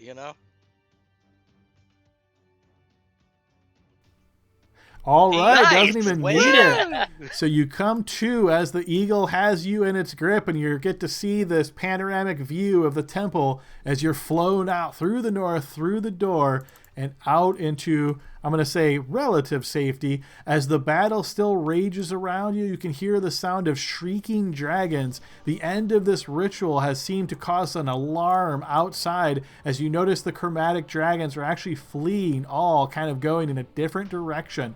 The metallic dragons now taking this opportunity to swoop down and assist the forces in wiping out many of the cultist forces on the ground. You can see giants battling. All this scene sort of going on before you, but this has clearly turned the tide as ending this ritual has essentially saved the Sword Coast from the Rise of Tiamat. And Good folks, fucking shit. that is our campaign. I hope everybody enjoyed Nice. it. Woohoo! Oh, epic. Yeah. Wow. Oh my Sick. god. I think this campaign shaved 20 years off my life. Oh, So that was so good. Great job, everybody. Yeah, it was a lot of fun. So I know we're just about the time of our session here, but I always like to leave just a couple minutes. If anybody had any really pressing questions about this campaign, happy to answer them. And of course, if you think of something later, feel free to throw it in Discord. Yeah, let me know. Otherwise, you guys can enjoy your victory. And then, of course, we have a couple of weeks off before we start our new campaign. Hey, Adam, are you still Nice. recording? I am, yes. If there's any campaign questions, like storyline questions, we can answer those while the recording's on, and then we'll cancel it. And if there's any other kind of questions. I have one, if no one else does. Well, I do too, but go ahead. What the fuck was up with the blue dragon mask? Was it actually a fake? It And if was. so, why did they send a full ass fucking blue dragon to get it back? Yeah, so I will. Whole time. It was indeed a fake, and what I will say is that this is part of the module, and I'm not going to lie and say like, oh, this totally made sense, because there were some parts of this module I was like, So yeah, I would have to reread that specific section, but my understanding is the dragon that attacked at that point didn't realize it was a fake, so that's why he came to get it back, but it was indeed a fake. So yeah, the council did not try to like screw you guys over or anything. Also, fun side note: the dragon that's there, had you guys played the other intro adventure, which I forget what it's called, instead of Dragon of Ice Bear Peak, the intro adventure, he apparently is in that one, and you like fight him there. So this is supposed to be like a return moment where you're like, oh, it's that guy again. Yeah, well, the brave heroes who collapsed the castle in the sky or whatever. Skyreach Castle, yeah. They can rest easy. We took care of it. Is He's is out there sorry. Is there a spy on the council that's in Waterdeep, and what's Dahlia's position in all of this? So define spy. Do you mean like spy as A like cultist, an No. undercover cultist who's in there, or A helping dragon the in cultist? hiding. Yes, there is a dragon in hiding, but there's not a cultist on the council. So Who's there, the dragon? Yeah. I would have to look at the counselor names again. So one of them was a really good friend of the dragons, if you remember. It was one of the later people. They weren't a member of the council themselves, but it was like one of the advisors that was actually there, was part of the Metallic Dragon Council. Okay, and then is Dahlia just a good person who really wanted to do good and didn't have any alternative motives?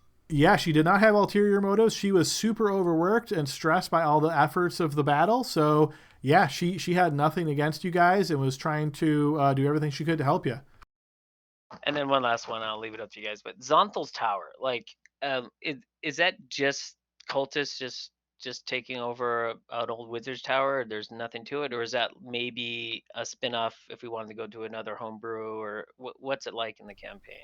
It doesn't give any recommendations. Like I really liked your idea when you said, "Oh, that City of Brass map, that must be like a tie-in to another campaign." And I thought that would be cool because again, high level, go to the elemental plane of fire. But honestly, the module doesn't say anything about it. It's literally just this is a legendary wizard's tower, and the cult wanted to claim it because they thought there would be a lot of valuable things there, maybe obtain some power, that sort of thing.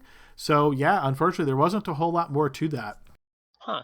And what was the deal with? So there's nothing to do with the hourglasses. I guess that was The hourglasses literally did nothing. So essentially, how it says in the module is they used to do something.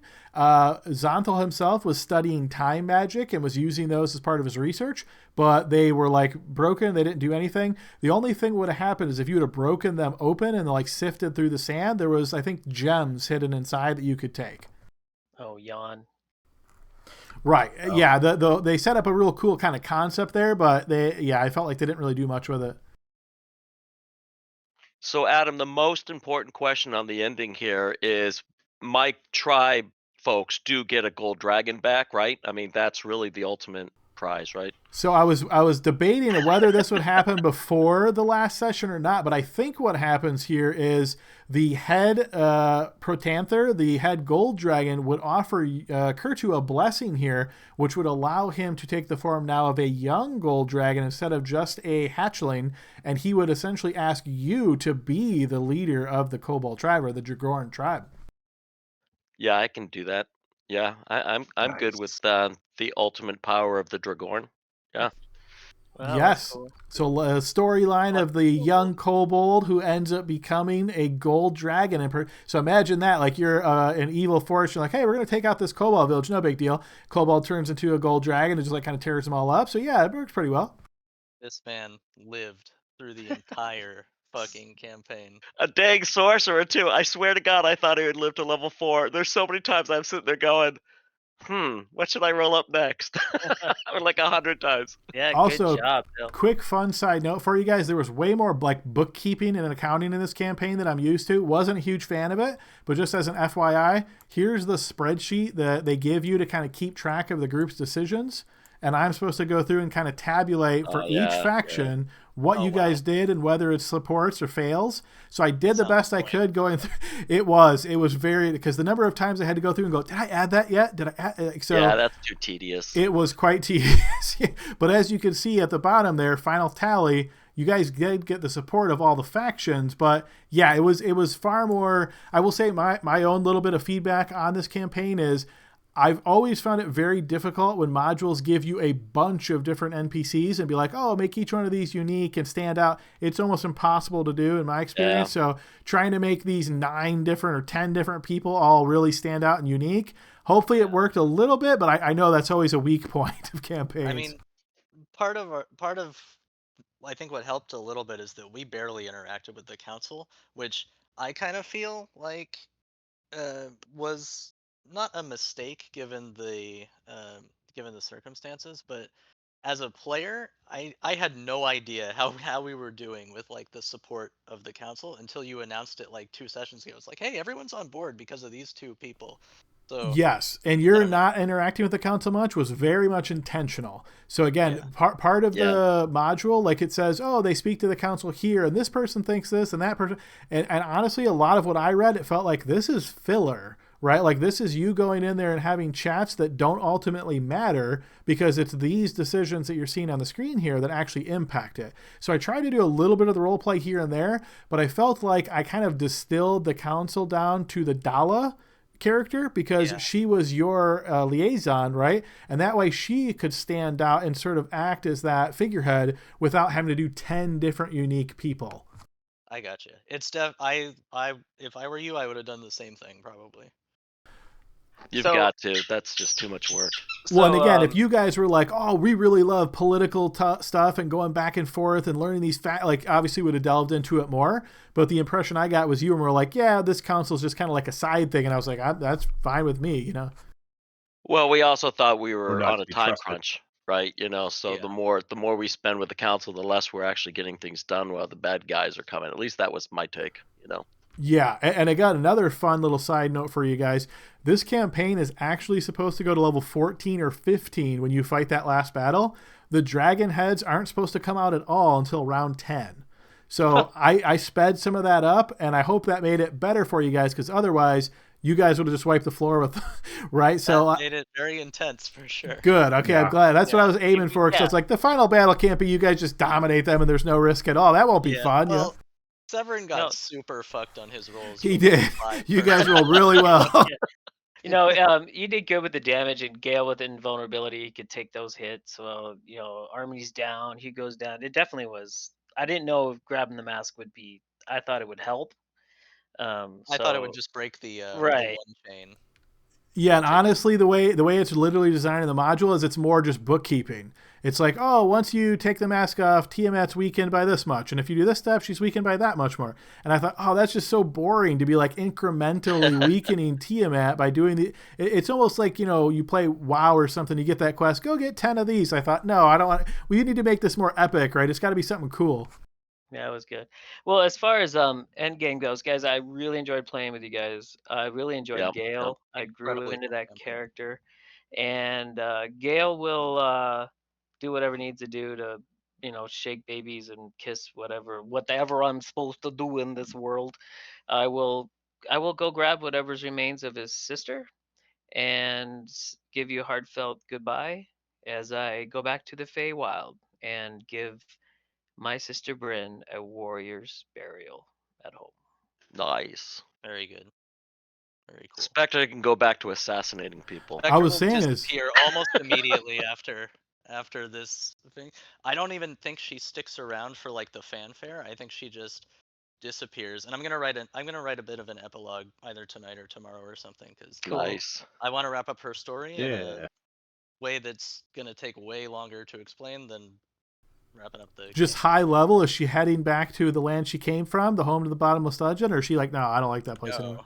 She is going to go meet with her master. Oh, okay. I will expound on that in text later. Cool. Very cool. That's good. All right, so we kind of know what happens with Gale, with Spectre. We got a little bit of with Kurtu. Is there anything you want to add for Kurtu, Bill? Yeah, Kurtu just goes. Well, he does stay for the fanfare, to be honest with you, and he collects a whole bunch of nice food and whatever trinkets he can take with them, and he will fly off in dragon form, and he will become the first king of his tribe, and he will let them clean his toenails and all kind of neat stuff. And Yeah. deliver all the raw eggs he can eat, right? You know what? I tell you, there's going to be a couple left over, but not much.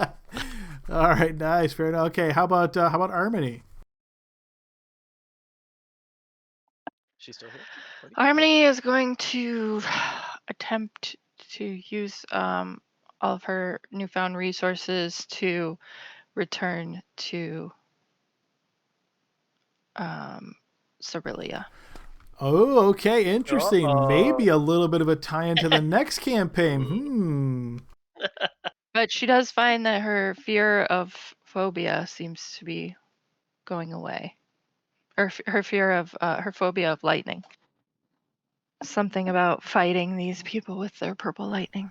Indeed, yes. Harmony has a very tragic backstory. So yeah, definitely added on to that, and yeah, maybe we'll see if she appears in some way, maybe in a book somewhere, maybe even more prominently in the next campaign. That'll be very interesting. How about Hugo? I think Hugo goes the other way, and he decides that he's made way more headway and success here than he ever did in Cerelia. Um, Plus, there's some stuff in Cerelia that he wants to sort of leave behind. So he He doesn't want to stays. go back and blow up all the Trollkin now, the super advanced magic. No, those are bad memories. So he decides to sort of become one of the ruling people of one of these like major cities with um, his like newfound connections and sort of magical power and stuff like that. So he's going to try to run for office and all that good stuff and try to be a force for good for the under trodden people of the Forgotten Realms. Excellent. Yeah, maybe being like a counselor on a future council, perhaps. And I imagine sort of a strange scene where Hugo maybe gets into this like ranked kind of area, he works his way up, gets some kind of a position of privilege, and runs into some like really hardship troubles, and goes back to his room and is like trying to figure out how to exactly do this. What can I do? And suddenly we just hear like a sound from the background as an explosion of fire occurs, and standing there is the Ifrit who said he would come back, and yes, he would repay his debt, and that's certainly what he does. He offers maybe to kill some of Hugo's opponents, but I imagine Hugo probably puts him to other uses. Yeah, Hugo will definitely take the help as long as the greater good is maintained and obtained. So yeah, he probably doesn't want to kill people outright, but he welcomes the help of the genie and tries to do right by this place that's actually given him a better chance. And Taraz the Fair's title there maybe becomes just a slight bit more true then as he's working with Hugo. So, well, yeah, great stories, guys. Great epilogues. Look forward to what Spectre will add for her character. And yeah, it'll be real interesting to see how that all goes down. And yeah, I hope you guys really liked this campaign. It was a lot of fun to run, lasted a really long time. As we know. And so you guys made a very long headway all the way from level 1 up to 12. So hope you guys had a really good time. Like I say, if there's any other last minute questions that come up, feel free to shoot me a message. Otherwise, we'll have our break for a few weeks for the holidays, and then we will come back for the new campaign. If anybody has any closing words, feel free to say them now before we close off the recording. Hey, I'd like to just say something. I've been in a lot of campaigns for the last 2 years, on and off, and most of them been off. But I mean, I know that obviously Dylan had to leave because work requirements and stuff. But kudos to everyone for showing up. I mean, I know we've all had to be out a week or whatever, but my gosh, I can just tell you, a lot of times campaigns just end due to lack of, you know, um, people, supporting the group, right? So For great sure. job, everybody, for For showing sure. up. I would like to second, third, and fourth that, because I think I start to take it for granted now because I play with all you guys long enough. But yeah, a lot of other campaigns, it is like Bill's saying, doesn't work out. Campaigns die early, people don't show up. You're constantly have to hound them to be there. So yeah, I really appreciate you guys all having that attention and focus to be here and make a really great session for everybody. Yeah. Well done, everybody. Yeah. Yeah, This it's was nice to finish one out for yeah. sure. All right. Successfully. Absolutely right. Yeah, I know. Poor Harmony was like, "Oh, don't be like another Curse of Strahd situation." So, but yeah, I hope everybody really enjoyed this one. Great job, everybody! Congratulations on completing this campaign. We will close the chapter on this one, and yeah, we will see everybody next campaign. Nice. Good job, everyone. Good job. See you Later, around. out. Happy holidays. Later. Yeah, happy holidays.